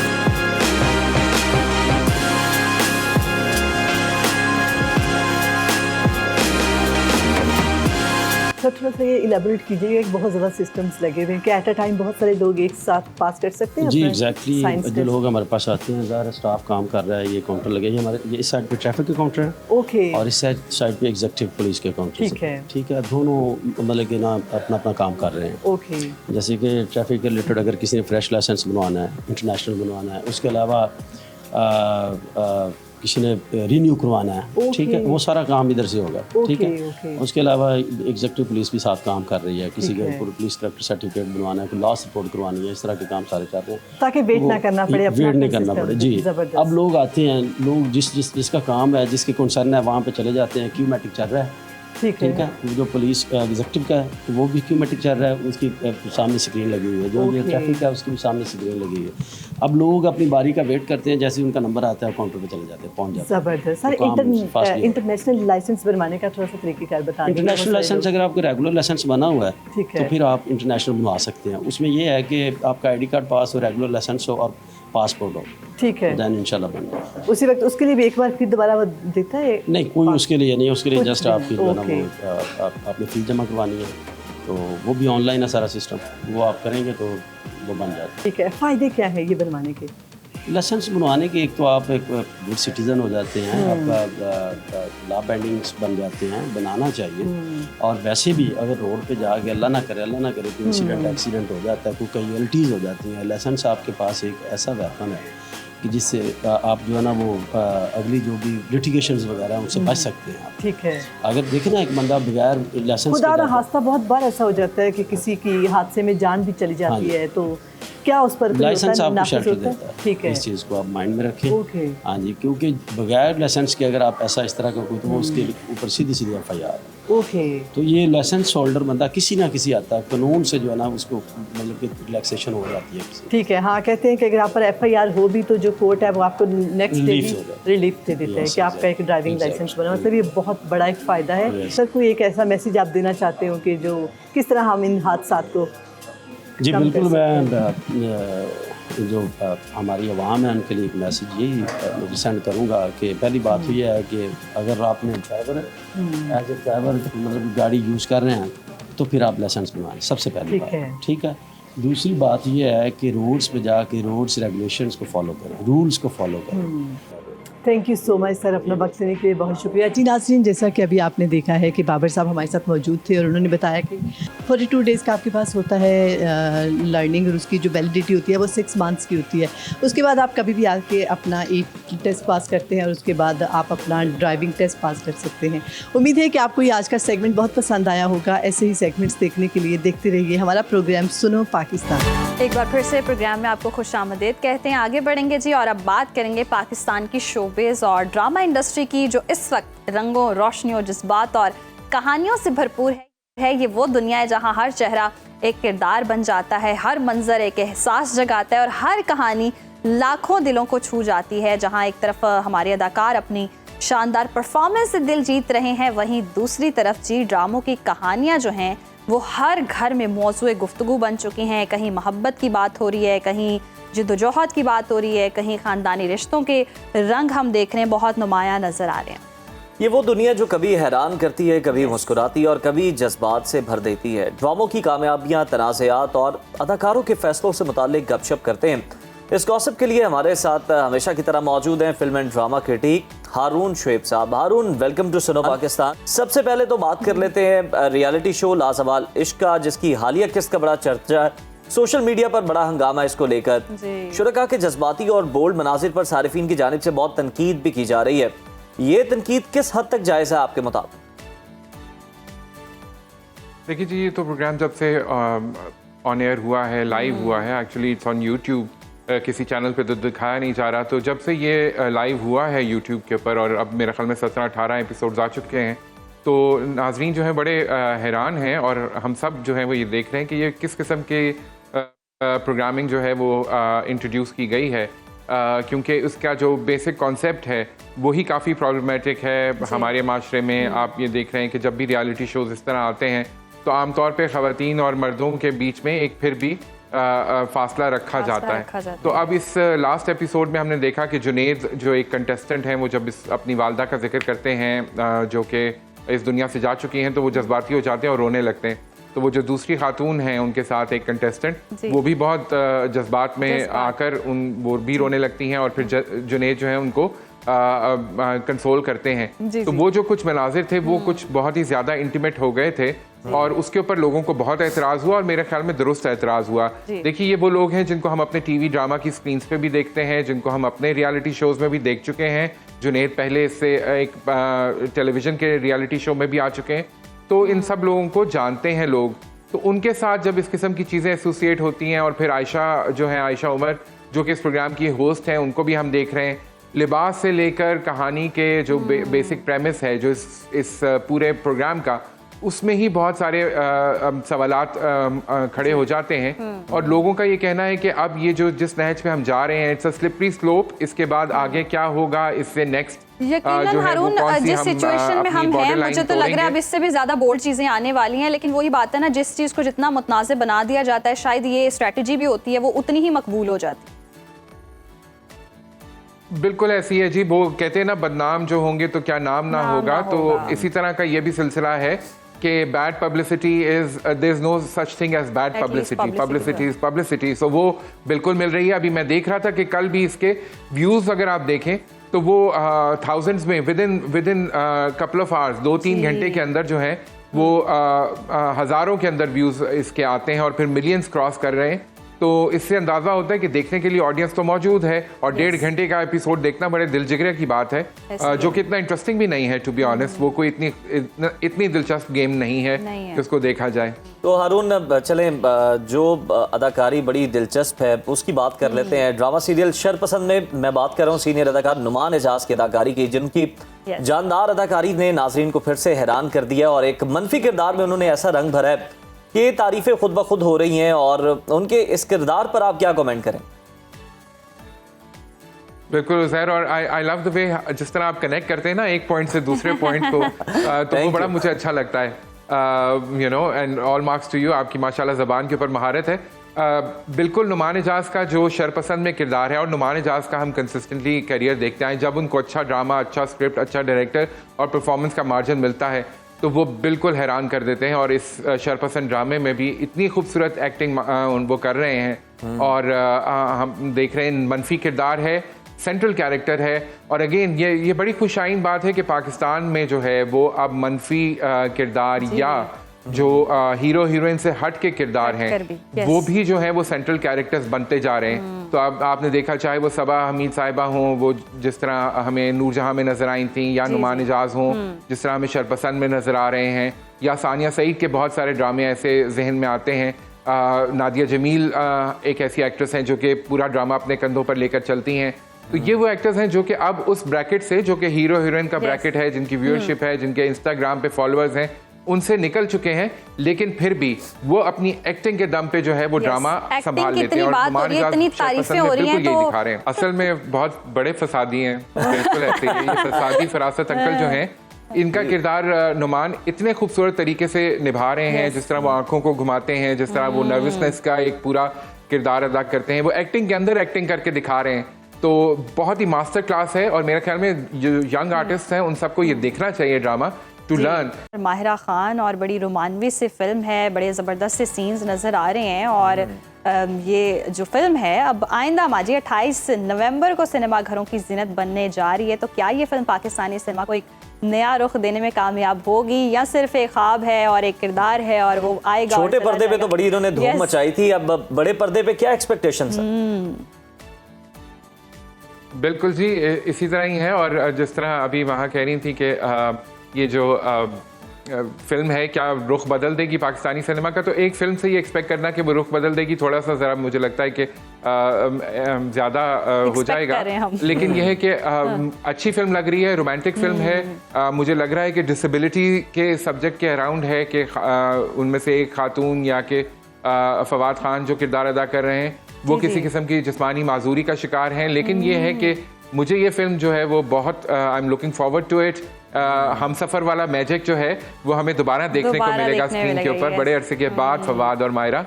और फवाद की बड़ी स्क्रीन पे बड़ी देर से इंतजार कर रहे थे, आते आते रह जाते थे। तो अब हम देखेंगे ये फिल्म इंशाल्लाह नवंबर में, और साल का इख्तिताम इस फिल्म के साथ होगा। तो really looking forward to it and all the best to the makers. उम्मीद है अच्छा रिस्पांस आएगा हम सफ़र वाला। हारून, ये बताएं कि ड्रामा सीरियल इश्क मुर्शद का जो टाइटल सॉन्ग है तेरा मेरा ये प्यार अमर, एक बार फिर से खबरों में इस टाइटल सॉन्ग को लेकर जनाब बहुत सारी बातें हो रही हैं। मकबूलियत की वजह क्या है कि इसकी मकबूलियत जो है वो बढ़ती जा रही है हर गुजरते दिन के साथ? कहानी से ज्यादा, ड्रामे से भी ज्यादा हम देखते हैं इस गाने की बड़ी डिमांड है। गाने से पहचान हो गई है जनाब ड्रामे की। जी बिल्कुल, ये गाना बहुत मशहूर हुआ था जब ये ड्रामा आया था, और अभी भी ये गाना सुना जाता है अहमद जहांजेब की आवाज़ में। बहुत ही खूबसूरत गाना और बड़ा मधुर सा गाना।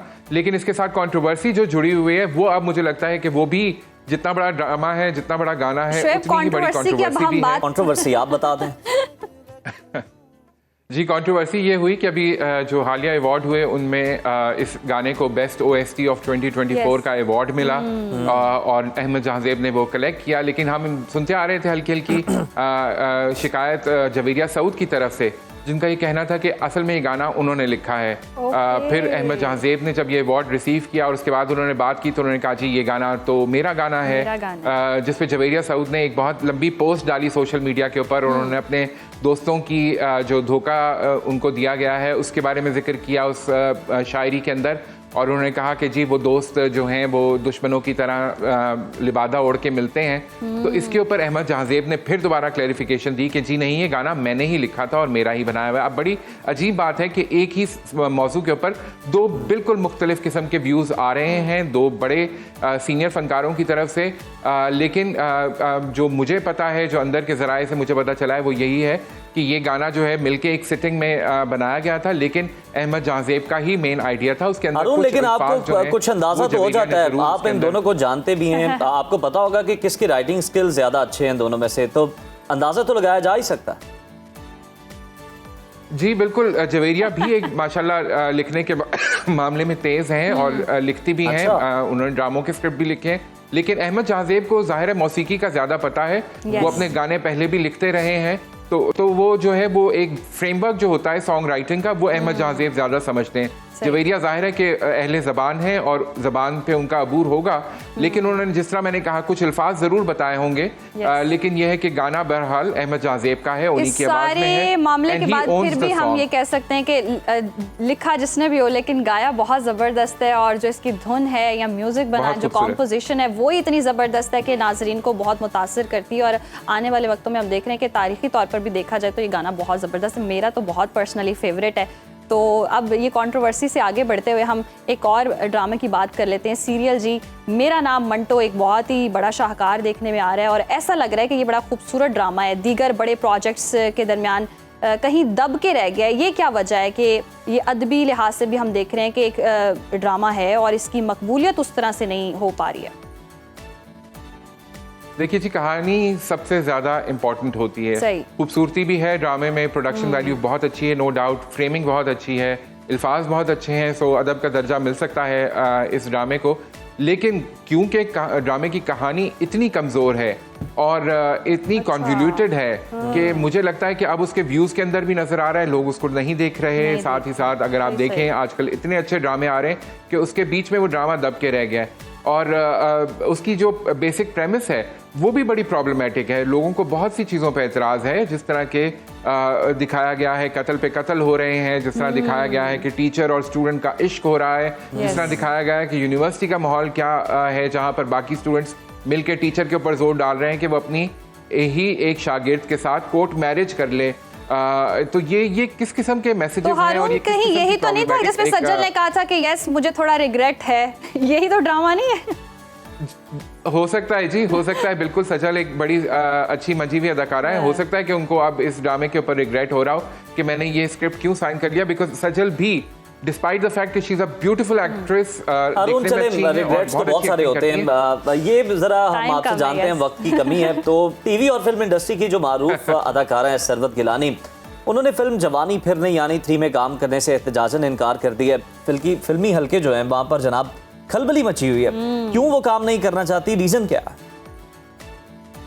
अच्छा, मैं बड़ा हैरान हुआ, सरवत का एक इंटरव्यू आया हाल ही में जिसमें उन्होंने कहा कि जी मैं जवानी फिर नहीं आनी 3 में काम नहीं करना चाहती, क्योंकि जवानी फिर नहीं आनी 2 के बाद जो टीम थी जिसमें नदीम बेग थे, हिमायूं थे, वासिफ चौधरी थे और बाकी फनकार, इन्होंने मेरे साथ रब्ता नहीं रखा, हमने मिलकर प्रमोशंस में हिस्सा नहीं लिया। मैंने टिकट बुक करा लिया था लेकिन मुझे लेकर नहीं गए दुबई और लंदन, हालांकि मुझे पता है कि वो ट्रैवल करती रहती है इंटरनेशनली, लेकिन उनकी शिकायत है इस हवाले से, और उन्होंने कहा कि इस तरह अगर मेरी कदर नहीं होती तो मैं उस प्रोजेक्ट में काम नहीं करना चाहती। लेकिन मैं सिर्फ एक बात कहना चाहूँगा कि सरवत को इंडस्ट्री में काम करते हुए काफ़ी अरसा हो गया है, उनको पता होना चाहिए कि ये इंडस्ट्री ऐसी ही है, जब आपके साथ काम होता है तो लोग मिलते हैं, एक प्रोजेक्ट पे काम करते हैं, और जब काम निकल जाता है तो उसके बाद सब अपने अपने दूसरे कामों में बिजी हो जाते हैं। और पर्सनल और प्रोफेशनल को थोड़ा डिफरेंशिएट भी उनको ई कार्ड भेजा करें, जो वो उनका इस मूवी में पश्तो का तड़का है ना, उसको ऑडियंस बड़ा मिस करेगी अगर वो नहीं करती, ये रब्ता रहे।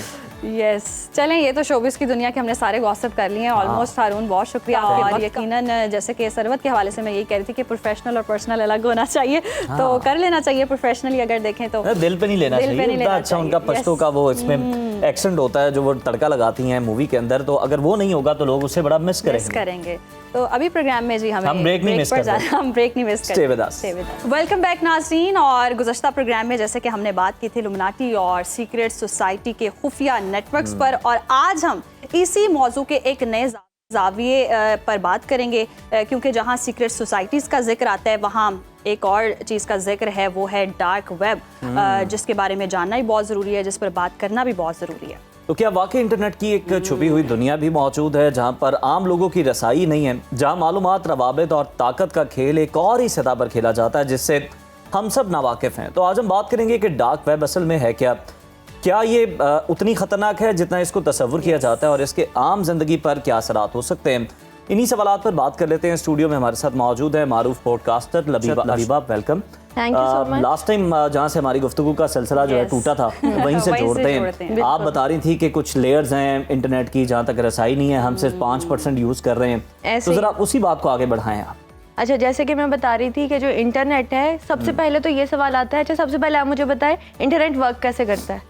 इंटरनेट को गवर्नमेंट कंट्रोल करती है? नहीं, कौन कंट्रोल करता है? अगर ये सोचे तो दिमाग में सवाल आता है कि इंटरनेट को कंट्रोल कौन करता है? अच्छा, अब उसमें से जो मैंने बताया कि जो 5% हिस्सा है जो हम लोग यूज करते हैं, जिसमें सोशल मीडिया एप्स आ गई, गूगल आ गया, AI आ गया, सारी चीजें। फिर आ गया डीप वेब। डीप वेब पे वो चीज़ें आ गई जहाँ पे हमारे पासवर्ड सिक्योर होते हैं, जो बैंक्स यूज़ करते हैं, एजेंसीज यूज़ करती हैं। फिर आता है डार्क वेब। अब डार्क वेब में अगर मैं आपको एक चीज़ बताऊँ तो डार्क वेब पे ये सारी एक्टिविटीज़ तो हो रही है। एक सवाल आता है पेमेंट किस तरह से होती है डार्क वेब पे? सही। अब 2 मारूफ यूट्यूबर्स हैं हमारे और टिकटॉकर्स हैं, उनका एक केस आजकल चल रहा है कि उन्होंने इलीगल ऐप्स को प्रमोट किया है। बहुत हाइप क्रिएट हुई है, डेली हेयरिंग्स होती है उसकी, और बड़े सख्त शिकंजे में भी हैं। यस, उस केस को भी लिंक किया जा रहा है डार्क वेब से। वो कैसे लिंक किया जा रहा है मैं आपको आज बताती हूँ। अगर हम डार्क वेब की बात करें तो बैंक के थ्रू पेमेंट होगी, वहाँ पे कोई भी अपना कार्ड नहीं लगाएगा, ट्रेस हो जाएगा। अच्छा, फिर किस तरह से पेमेंट होगी? कैश भेजेंगे। कैश कैसे भेजेंगे जब लोकेशन ही ट्रेस नहीं हो रही आपकी? होगी क्रिप्टो करेंसी के थ्रू। और जो इलीगल ऐप है हमारी, जो गैम्बलिंग एप्स है, उसमें भी क्रिप्टो करेंसी का लिंक है किसी ना किसी तरह से। उन्होंने खुद बताया अपनी लाइव स्ट्रीमिंग में, वकार ज़का ने, कि आप डार्क वेब से 8 से 10,000 डॉलर कमा सकते हैं। 10,000 डॉलर अगर एक बंदा बनाए तो 28-29 लाख है रुपए, और ये एक ह्यूज अमाउंट है। अगर एक पाकिस्तानी के लिए पूछो तो देख के इंसान सोचता है यार अगर मैं 28 लाख रुपया कमा लूं, कुछ लोगों की एनुअल इनकम भी नहीं है 28 लाख रुपया। अच्छा, एक तो डार्क वेब का ये वाला सीन है कि जो मैंने आपको बताया कि किस तरह। अच्छा, उस डार्क वेब की मैं आपको एक रीज़न भी बताती हूँ किस तरह से ये लोग इन्फ्लुएंशियल लोगों से, जिन 2 टिकटॉकर्स का मैंने नाम लिया जिन पे केस भी आज के लिए चला हुआ है, वो लोग क्यों प्रमोट कर रहे हैं? क्योंकि जितने लोग इसमें रजिस्टर होंगे इस गैम्बलिंग ऐप में, उनके पासवर्ड और डाटा सिक्योर हो जाएगा। एक केस अभी रिसेंटली आया था कि 1.6 बिलियन लोगों का डाटा डार्क वेब पे, तलाल चौधरी ने ये केस कंफर्म किया था। ठीक है, मुजफ्फरगढ़ में ये केस था। अच्छा, उसमें एक और भी केस आपने देखा होगा कि मुजफ्फरगढ़ में बच्चों की वीडियो सेल की जा रही थी डार्क वेब पे, पाकिस्तान का केस था। फिर एक और हमारा बहुत फेमस केस था ज़ैनब अंसारी का केस, कसूर वाला, उसमें भी ये लिंक की गई चीज़ें, बल्कि उसमें जो शाहिद मसूदा उन्होंने कहा कि ये डार्क वेब से लिंक है, उनको पूरा यकीन था। अब वो किस तरह से लिंक है कि वो वीडियोस बनाई जाएंगी, वहाँ पे बाय होंगी, बाय किस तरह से होंगी? क्रिप्टो करेंसी के थ्रू, और किसी करेंसी के थ्रू। अच्छा लबीबा, आप ये भी जरा क्लियर करें, कंटेंट जाहिर सी बात है हम सब देखते हैं सोशल मीडिया कंटेंट, ये तो समझ आती है, लेकिन डार्क वेब पर किस किस्म का कंटेंट है, ये जाता कैसे, प्रमोट कैसे होता है? फिर जैसे अभी आप बता रही हैं कि वो देखने वाले लोग कौन है, और फिर किस तरह से पेमेंट वाला तो आपने मैटर बता ही दिया। बिल्कुल। अच्छा, मैं बताती हूँ, डार्क वेब को ना कोई इजीली एक्सेस नहीं कर सकता।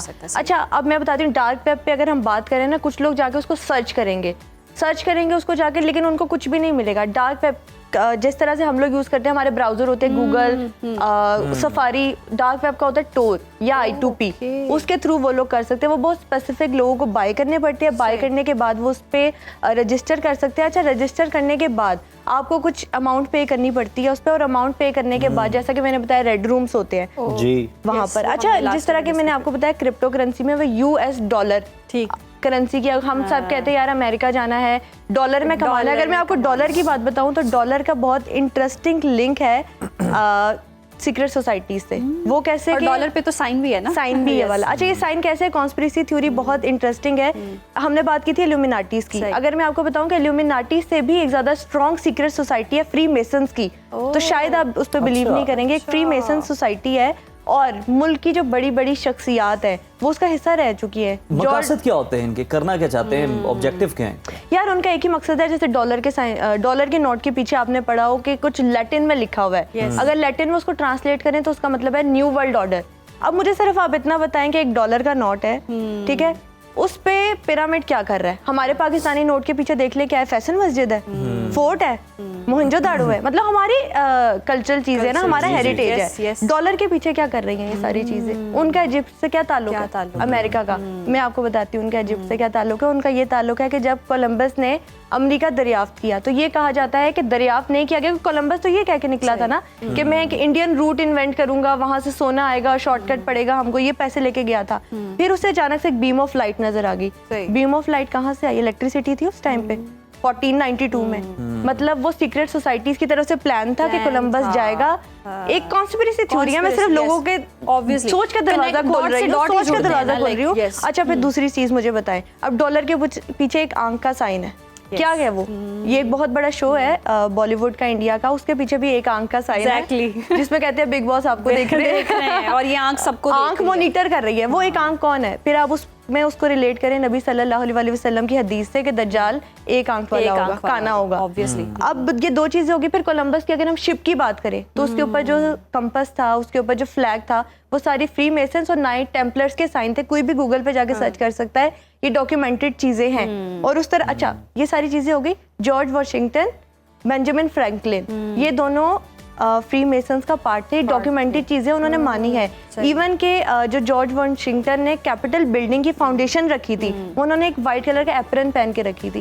एप्रन अगर आप लोग सोशल मीडिया पे जाके सर्च करेंगे ना कि फ्री मेसन लॉजिस, तो फ्री मेसन लॉजिस में आपको कोई और कपड़े पहन के आना अलाउ नहीं है। आपको व्हाइट कलर का एप्रन ही पहनना पड़ेगा और उसके बाद ही आप टेंपल में एंटर हो सकते हैं। तो व्हाइट कलर का एप्रन पहन के वो क्या कर रहे थे? सारे बहस के बाद ना अभी माइकल जैक्सन के हवाले से बहुत हम देख रहे हैं कि खबरें गर्दिश कर रही है और माइट भी पॉसिबल कहा जा रहा है कि वो जिंदा भी हो सकते हैं, कि उन्होंने एक वीडियो और लास्ट जो उन्होंने मैसेज दिया और उन्होंने बताया भी था कि कौन है शैतान। उसके बाद हमने देखा कि उनकी डेथ का वो सारा सिनेरियो क्रिएट हो। अच्छा, माइकल जैक्सन के हवाले से अब आप लिंक करें, मैंने आपको क्या बताया था कि ये चाइल्ड पोर्नोग्राफी के बहुत ज्यादा केसेस आते हैं। माइकल जैक्सन पे एक इल्जाम लगा था कि उन्होंने एक बच्चे को हरास किया है, मोलेस्ट किया है, ठीक है, ये केस आया उनके बाद में। फिर एक दफा स्टेज पे जब वो गए हैं तो उनके ऊपर आके वो सारी जो ऊपर से इक्विपमेंट था वो आके गिरा है, यानी कोशिश थी माइकल जैक्सन को मारने की। फिर माइकल जैक्सन एक ड्रग लेते थे, ड्रग लेने के बाद इतने डॉक्टर्स उनके पास रहते थे।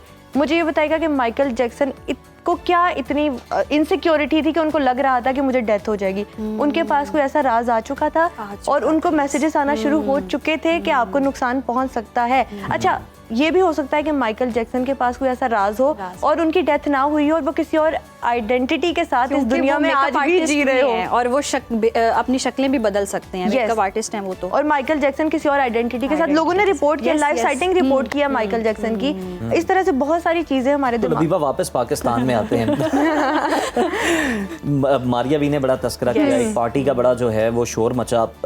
ये किस किस्म की सोसाइटीज हैं, किस तरह से ये आपस में कनेक्ट करते हैं, कौन से लोगों को ये शामिल करने की कोशिश करते हैं अपने साथ में लाने की, और क्या एजेंडा क्या है इनका? अच्छा, एजेंडे की बात आपने की, वही मैं बात करूंगी न्यू वर्ल्ड ऑर्डर। अच्छा, न्यू वर्ल्ड ऑर्डर 1 मई 1776 दिन क्या उन्होंने चूज किया? Labour day. पूरी दुनिया इसको मनाती है। दिन उन्होंने वो ऐसा चूज कर लिया जिस तरह से हमने पहले एपिसोड में बात की थी, चीजों को नॉर्मलाइज किया जा रहा है। अब 1 मई को पूरी दुनिया मनाती है। अगर आप लेकिन जाके सर्च करेंगे ना तो न्यू वर्ल्ड ऑर्डर का डे है, इल्यूमिनाटीज ने जो रखा हुआ है। अच्छा, मकसद इनका ये है कि ऐसी हम कोई दुनिया बनाए, ऐसे एक निज़ाम बनाए जहाँ पे हमारा फ्रीडम हो सारा का सारा। अमेरिका में अगर आप जाएं तो आपका आने का दिल नहीं करता वापस, इतनी आज़ादी है वहाँ पे। एक मैं वीडियो देख रही थी, उसमें वो अपनी बच्ची को कहती है, एक लेडी, कि अगर आपका बिल्ली बन के रहने का दिल करता है तो आप बिल्ली बन के रहो। इंसान क्या है? अशरफुल मखलूकात, बहुत सारी मखलूकात पे अशरफ है, लेकिन वहाँ पे इतनी आज़ादी है कि अगर आप अपने आप को कैट तस्वुर करते हैं तो आप बिल्ली बन के रह सकते हैं। अगर एक इंसानी अकल सोचे तो ये कैसा माइंड सेट है? वही वाली बात। तभी ये रिलेट कर रहे थे रेप्टाइल से भी। आजकल ये बहुत टर्म निकल रही है और ये बिहेव भी फिर उस तरह से करते हैं। कुछ मैंने ऐसी वीडियोस भी देखी जो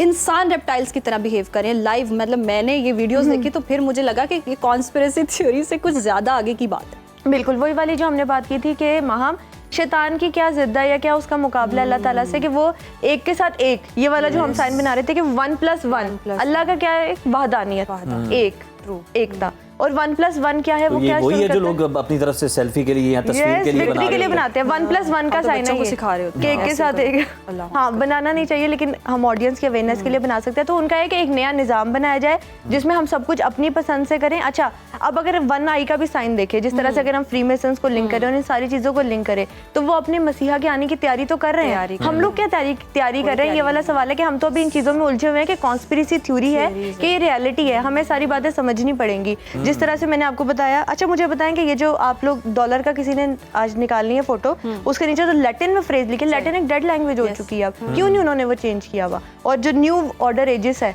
वो उसका क्या मतलब है? New world order. और न्यू वर्ल्ड ऑर्डर क्या है? इल्यूमिनाटीज का।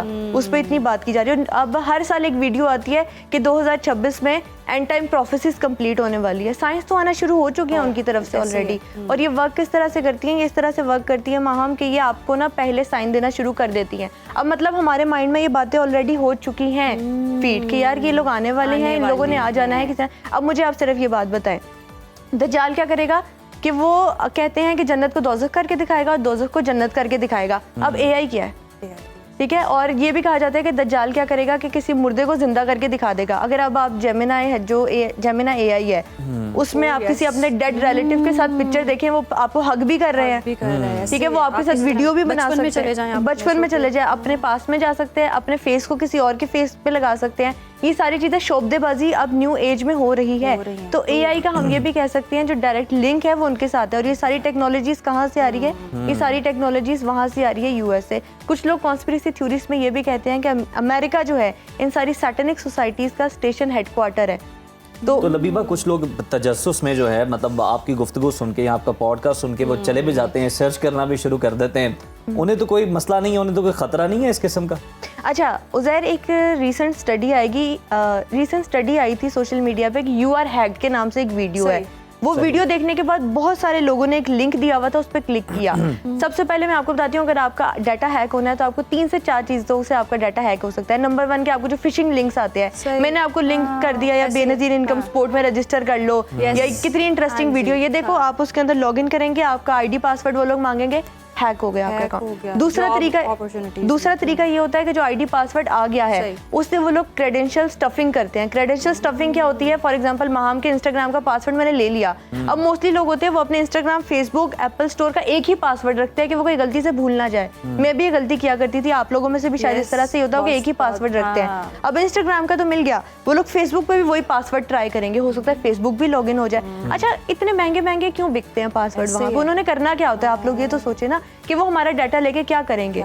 कुकीज आप लोग कहते हैं एक्सेप्ट ना की जाए सारी सोशल मीडिया पे, क्यों ना की जाए? क्योंकि डार्क वेब पे वो आपका डाटा लेके क्या करेंगे? फॉर एग्जांपल वो आपकी आइडेंटिटी से आपकी फेसबुक की पिक्चर ले ली, आपका पासवर्ड ले लिया, आपकी आईडी से ह्यूमन ट्रैफिकिंग में इन्वॉल्व हो गए। फिर आप लोग क्या करेंगे? अगर मनी लॉन्ड्रिंग में इन्वॉल्व हो गए, आप लोग क्या करेंगे? अच्छा, 2 बहुत फेमस केसेस बॉलीवुड के हैं, एक आर्यन खान केस और सुशांत सिंह राजपूत केस। इन दोनों केसेस में अगर अब मैं आपसे बात करूं कि जो रिया चक्रवर्ती थी, उनके भाई ने कुछ ड्रग्स ली थी जिनको डार्क वेब से लीक किया गया था। और वो ड्रग्स उन्होंने कहाँ से ली थी? रिया चक्रवर्ती के कार्ड से पेमेंट हुई थी। कार्ड से पेमेंट हो गई। आज तक रिया चक्रवर्ती पे केस खत्म नहीं हो सका वो वाला।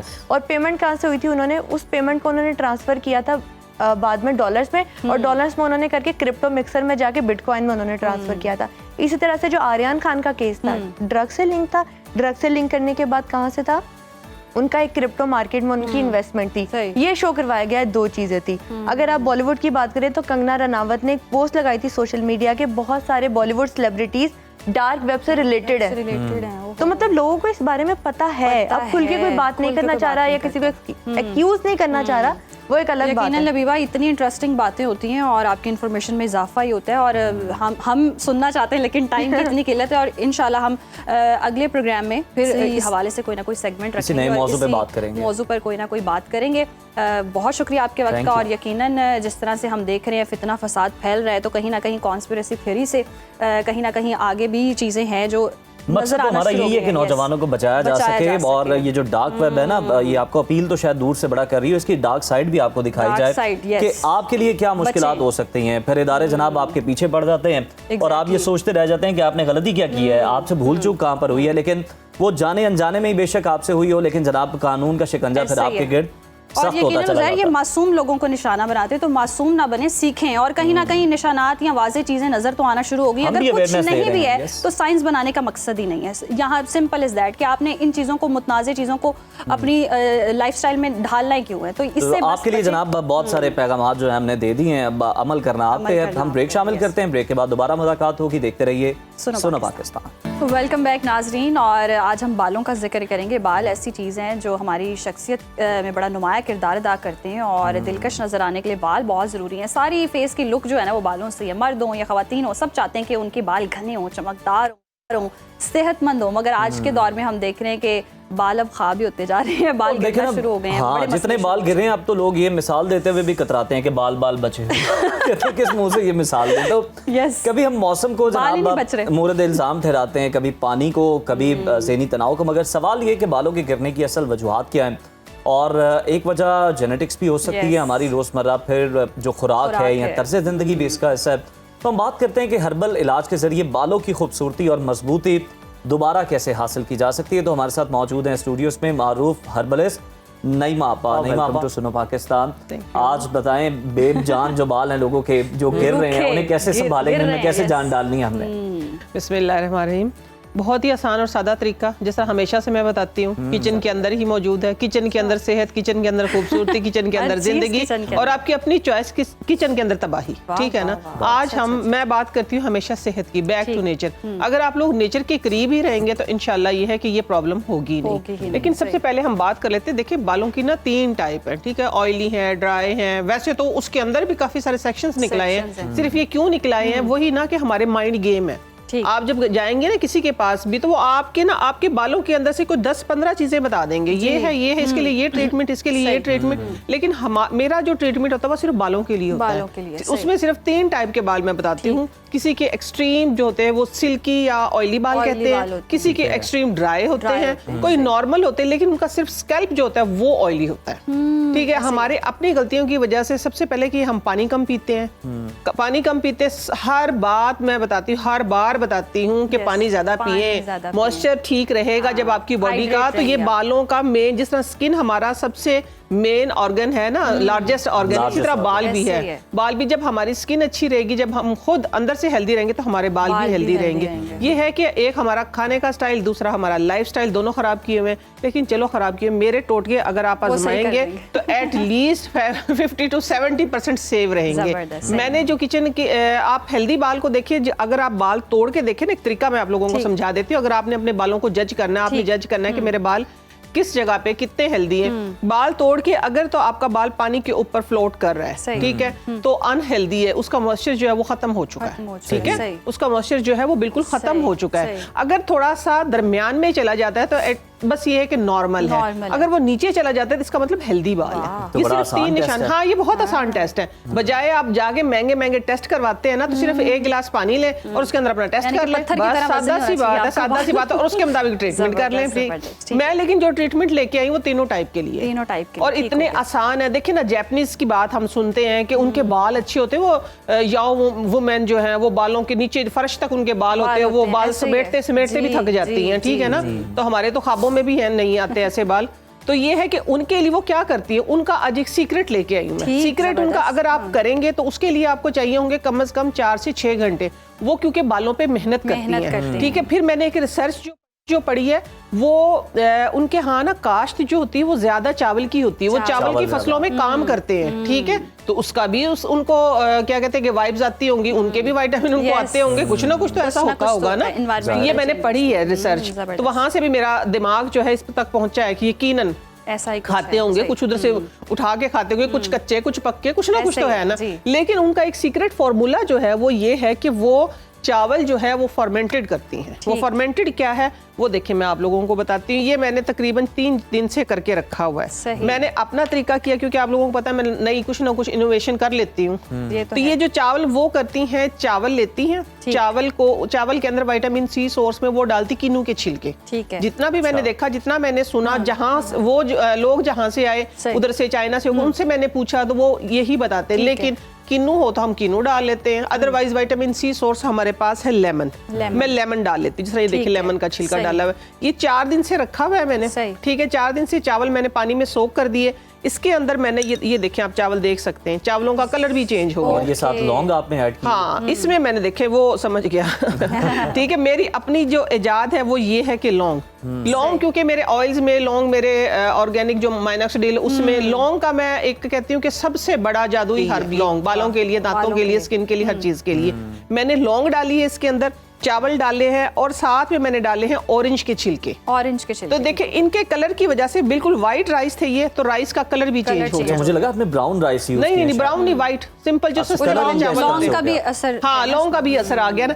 अब आपने करना क्या है, या तो अगर किसी के पास टाइम है, जो घर में खवातीन है या जिनको बहुत ही ज्यादा सीवियर प्रॉब्लम, तो फिर तो आपको करना पड़ेगा एज इट इज। जिस तरह ये वाला पानी है ना, अच्छा इसको बॉईल करने की जरूरत है, एक बॉईल अगर दे ले तो काफी है, अदरवाइज जरूरत नहीं, 5-6 दिन रख ले तो। अच्छा, ये वाला जो पानी है ना, आपने करना ये है कि अपने सर को उल्टा करके, एक सबसे मेन कॉज जो है हमारे बाल उड़ने की, आप सब समझ लें, सबसे बड़ी मेन कॉज ये कि हम सीधे नहाते हैं, सर को उल्टा करते ही कोई नहीं है। इधर से बाल उड़ा लिए, मर्द खवातीन सब ने उड़ा लिए, शावर लेते हैं, डायरेक्ट शावर का आ गया फैशन। कभी भी इसलिए कहा जाता है ना, हमें बताते हैं कि लंबा सजदा करें, क्योंकि हमारी जमीन, हमारी पेशानी जो वो जमीन पे लगती है, ये सर्कुलेशन होती है। आज से आप सर लटका के बाल धोना शुरू कर दे मग के साथ, देखिएगा फर्क पड़ जाएगा। हाँ, मेन कॉज है ये, मेन कॉज है ये जो शावर कर रहे होते हैं हम सब। ये गलती सभी कर रहे होते हैं। आजकल तो आम रवाज बन गया इस गलती का कि सीधे नहा रहे होते हैं, बस डायरेक्ट सर पे शावर गिर रहा होता है और उसी से नहाते। मेन कॉज है ये, आप आजमा ले। और बाल जाते ही फ्रंट से हैं, और जाते इधर से, सबसे इधर से, मर्द खवातीन सबके इधर से बाल उड़ रहे हैं, सबके ताज नंगे हो रहे हैं इधर से, तो मैं ये बता रही हूँ। तो आप ये है कि सिर्फ ना इस सर लटका के धोना शुरू कर दें, ठीक है। सर लटका के धोएंगे तो आप लोगों ने करना ये वाला जो पानी है, ये वाला पानी आप लोगों ने सर पे डाल लेना है। डाल के तो 15 मिनट के लिए बस इसको रैप कर लें, शॉपर से कर लें। शावर कैप तो नहीं, मैं उसको अच्छा नहीं समझती, शॉपर से करें, ठीक है, ताकि रूट्स में पेनिट्रेट हो। उसके बाद सिंपल पानी से वॉश कर लें। लेकिन जिस तरह आप हैं या कोई भी वर्किंग जो भी हमारी ऑडियंस है, मैं भी हूँ जिस तरह, तो आप लोगों ने करना ये वाला पानी, आसानी लेके आई हूँ आप लोगों के लिए, ठीक है। ये वाला पानी जो है आपने शैम्पू के अंदर मिक्स करना है, ओके, ठीक है। फिर सर धोएं। शैम्पू के जो केमिकल के जो असरात हैं, मुज़िर असरात हैं, जो कि एकदम से तो हमें लगता है कि बहुत ही अच्छे हो गए, लेकिन शैम्पू में किसी भी किस्म का शैम्पू, कोई भी किस्म का शैम्पू है, सल्फेट फ्री है, आपका केमिकल वाला है, आपका महंगे वाला है, बाहर का है, पाकिस्तान का है, पापड़ मंडी का है, जो भी कोई है, ठीक है, जो भी शैम्पू, आपने उसके अंदर ये डालना है, डाल के। लेकिन शर्त ये है कि बालों को उल्टा करके, सर को उल्टा करके धोना शुरू कर दे, लटका के धोना शुरू कर दे, आपके बाल ठीक हो जाएंगे। ये एक बहुत आजमुदा चीज है, आप यकीन माने कि आपके सर पे एटलीस्ट बाल रहेंगे। ठीक हो गया। रीग्रो भी करेंगे, रीग्रो तो डेफिनेटली रीग्रो करेंगे, रीग्रो तो लाजमी करेंगे। देखिए, ठीक है, ये देखिए सस्ती सी चीज है, किचन से चीज उठाई है और उन खवातीन का फार्मूला लेके आई हूँ कि जिनके बालों की लपेट ही नहीं पूरी होती। हमारे मर्दों की पगड़ की इतनी लपेट नहीं होती जितनी उनके बालों की इतनी बड़ी वो बन जाती है, कुंडले बन जाती हैं। अच्छा, अगला एक और मैं बताने लगी हूँ आप लोगों को। जिस तरह ये देखिए, ये चावल है, ये इसी तरह के चावल थे, ठीक है। ये व्हाइट राइस, ये व्हाइट है, सादा, जो सबसे सस्ते मिलते हैं। ये तकरीबन 210 रुपए मिले थे, जो परिंदों को डालते हैं वो वाले, ठीक है, सबसे सस्ते वाले। ये मैंने क्या किया है कि इसको मैंने बॉईल कर लिया। बॉईल करके इसको हम डालेंगे, जिस तरह लेट से ये है, ठीक हो गया। ये इसके अंदर हमने डाली, इजीली मिल जाती है ये बॉटल, ठीक है ना। ओहो, कैप इसके ऊपर भी देखो, सेफ्टी लगाई हुई है, अभी हो जाता काम। ये बॉटल ज्यादा आसान है, ये ज्यादा आसान है। बिस्मिल्लाह। ये देखिए, हमने इसके अंदर ये गाढ़ी सी पिच है, देख रहे हैं ना, ठीक है, ये बालों के लिए, फेस के लिए ये पिच जो है इतनी कारआमद है कि आप लोगों की सोच से बढ़ के। ये तकरीबन मैंने इतनी बॉटल कर ली है। इसके अंदर अगली चीज क्या जाएगी, वो जाएगी ग्लिसरीन। ओके, ग्लिसरीन आप लोगों ने जरूर डालनी है। किन बालों के लिए मैंने बताया ना, तीनों टाइप के बालों के लिए मैं बता रही हूँ, ठीक है। ये देखिए, ये ग्लिसरीन भी मैंने डाली तकरीबन 1 टीस्पून, ठीक हो गया ना। ये 1 टीस्पून डाली, ये क्या करेगी, बालों को नरिश करेगी, बालों की जो शाइन है उसको बहाल करेगी। अच्छा, अगली जो चीज है, ये काले तिल का तेल है, काले तिल का तेल, ठीक है, काले तिल का तेल। अगर ये नहीं है तो फिर आप कैस्टर ऑयल नहीं, इसके अंदर आप डाल सकते हैं आलमंड ऑयल, या लास्ट ऑप्शन जो है हमारा वो है सरसों का तेल, ठीक है। अगर ये तेल वाला तेल है तो बस फिर तो मैं कहती हूँ, कहने क्या, देखिएगा कैसा जादू होगा आप लोगों के सर पे। ये आप फेस के लिए भी कह रही हैं कि फेस पर भी? फेस के लिए भी, इसीलिए तो मैंने बताया ना, ये सिर्फ मैंने सर के लिए बताया, और ये फेस और बाल दोनों के लिए, ठीक है। इसको अप्लाई कैसे करना है देखें, अब इसको इस तरह करना है, यूं। ठीक है, मानो इधर आओ, बुला लो इसको, इधर आना जरा, 1 सेकंड आओ तो चिड़ेगी अब ये। आपको जल्दी। ट्राई करके भी दिखा। मैं ट्राई करके दिखाऊं, मैं किस पे दिखाऊं? आप तो आओगे नहीं ना, वो आएगी, उनका तो हेयर स्टाइल खराब हो जाएगा। अच्छा देखिए ये इस तरीके से, लेट से ये हमारी स्कैल्प है, ठीक है, हमने करना यही, ये देखिए ये गिर रहा है इस तरीके से, देख लिया ना, यूं कॉम कर देना है, जबरदस्त। यूं। ये एप्लीकेटर ही बहुत जबरदस्त है। हाँ ये देखिए, ये देखिए, सही। मेरी बेटी का फूल ही ना खराब हो जाए, इस साइड में कर ले बेटा, यूं। ये देखना इस तरह करके आप लोगों ने, ये देखो सारा गिर रहा है ना, दिखा रहे हैं ना, जी जी जी, ठीक बिल्कुल गिर रहा है। ये आप लोगों ने इस तरीके से कॉम करना है, कॉम यूं, करना है, ठीक है। ऐसे कॉम करके ये सारा आपके रूट्स में लग जाएगा। ये देखिए ये हो गया ना, कॉम भी हो गया और ये लग भी गया। चलिए बेटा चलिए, तो यानी कि आपके स्कैल्प पे भी लग ये स्कैल्प पे लग गया, स्कैल्प से लेके एंड तक पूरा लग गया। अब आ गई ये स्किन की बारी। देखिए हमारी स्किन सर्दियों में वही ड्राई होती है, सर की स्किन भी इसी तरीके से ड्राई होती है, बाल ड्राई होते हैं। आपने सिंपल ये देखिए, ये हाथ पे निकाला इतना सा और आपने हाथों पे लगा लिया। एक होता है कि जब हम राइस पिच को डायरेक्ट लगाते हैं तो एक पापड़ियां सी बनती हैं। जी जी जी। इसके अंदर मैंने डाला तिल का तेल और ग्लिसरीन, तो ये आपके स्किन को ना तो डिस्टर्ब करेगा, ना कोई चिपचिप होगी, सवाल ही पैदा नहीं होता, कोई चिपचिप नहीं होगी। और इसका एक और फायदा जो आज मैंने खुद किया हुआ, वो मैं आप लोगों को बता दूं कि मैंने मेकअप से पहले ना इसको एज ए सन ब्लॉक लगाया हुआ है। अच्छा, हाँ, अल्हम्दुलिल्लाह ब्लेंडिंग भी अच्छी हुई और कोई मुझे इरिटेशन नहीं है। मेकअप से पहले मैंने लगाया हुआ है। ये है कि ये हमारी स्किन को मॉइस्चर करता है, स्किन को ब्राइट भी करेगा, लाइट भी करेगा, और साथ में ये है कि एटलीस्ट आपको ये क्या कहते हैं कि सेटिस्फेक्शन है कि मैंने ऑर्गेनिक चीजें लगाई। ऑर्गेनिक चीजें लगाई। यानी कि आप अप्लाई करके छोड़ भी सकते हैं पूरा दिन, जैसे आपने देखे ना, हाँ बिल्कुल छोड़ दें। आप सन ब्लॉक लगाते हैं, प्राइमर लगाते हैं, प्राइमर लगाते हैं, सन ब्लॉक लगाते हैं, ये देखे ना, ये कोई चिपचिपाहट नहीं है। बालों के लिए कितनी देर तक ये अप्लाई करना है? बालों के लिए रात को लगा के सो जाए, क्योंकि इसमें कोई चिपचिपाहट नहीं है ना, बिल्कुल भी इरिटेशन ही नहीं होगी आपको किसी किस्म की भी। ये मैंने बताया है कि आधे से आपने तकरीबन 2 घंटे 15 से 20 मिनट मिनिमम टाइम जो है इसका 20 मिनट से आधा घंटा, मैक्सिमम आप 1 से 1.5 घंटा कर सकते हैं। इसको आप ओवरनाइट कर सकते हैं, हाथों पे भी, सर में भी। ये ओवरनाइट आपका टोनर बन गया है कि जो आपके स्कैल्प को मजबूत करेगा, और आपकी जो स्कैल्प के अंदर जब ये पेनिट्रेट होगा तो वहां से आपकी रूट्स जो है वो स्ट्रॉन्ग होगी। फिर आप चाहे गूंद गूंद के चोटी करें, ठीक है ना, इंशाल्लाह। चोटी इतनी मोटी हो गई, इतनी लंबी, इतनी मोटी। और ये अप्लाई करने के बाद मतलब आपने वॉश भी करने हैं बाल? हाँ हाँ, सुबह के वॉश कर लें, सुबह के वॉश कर लें, जिस तरह सुबह के जाहिर सी बात है शावर तो लेते हैं ना सुबह के। अच्छा एक और है टाइम?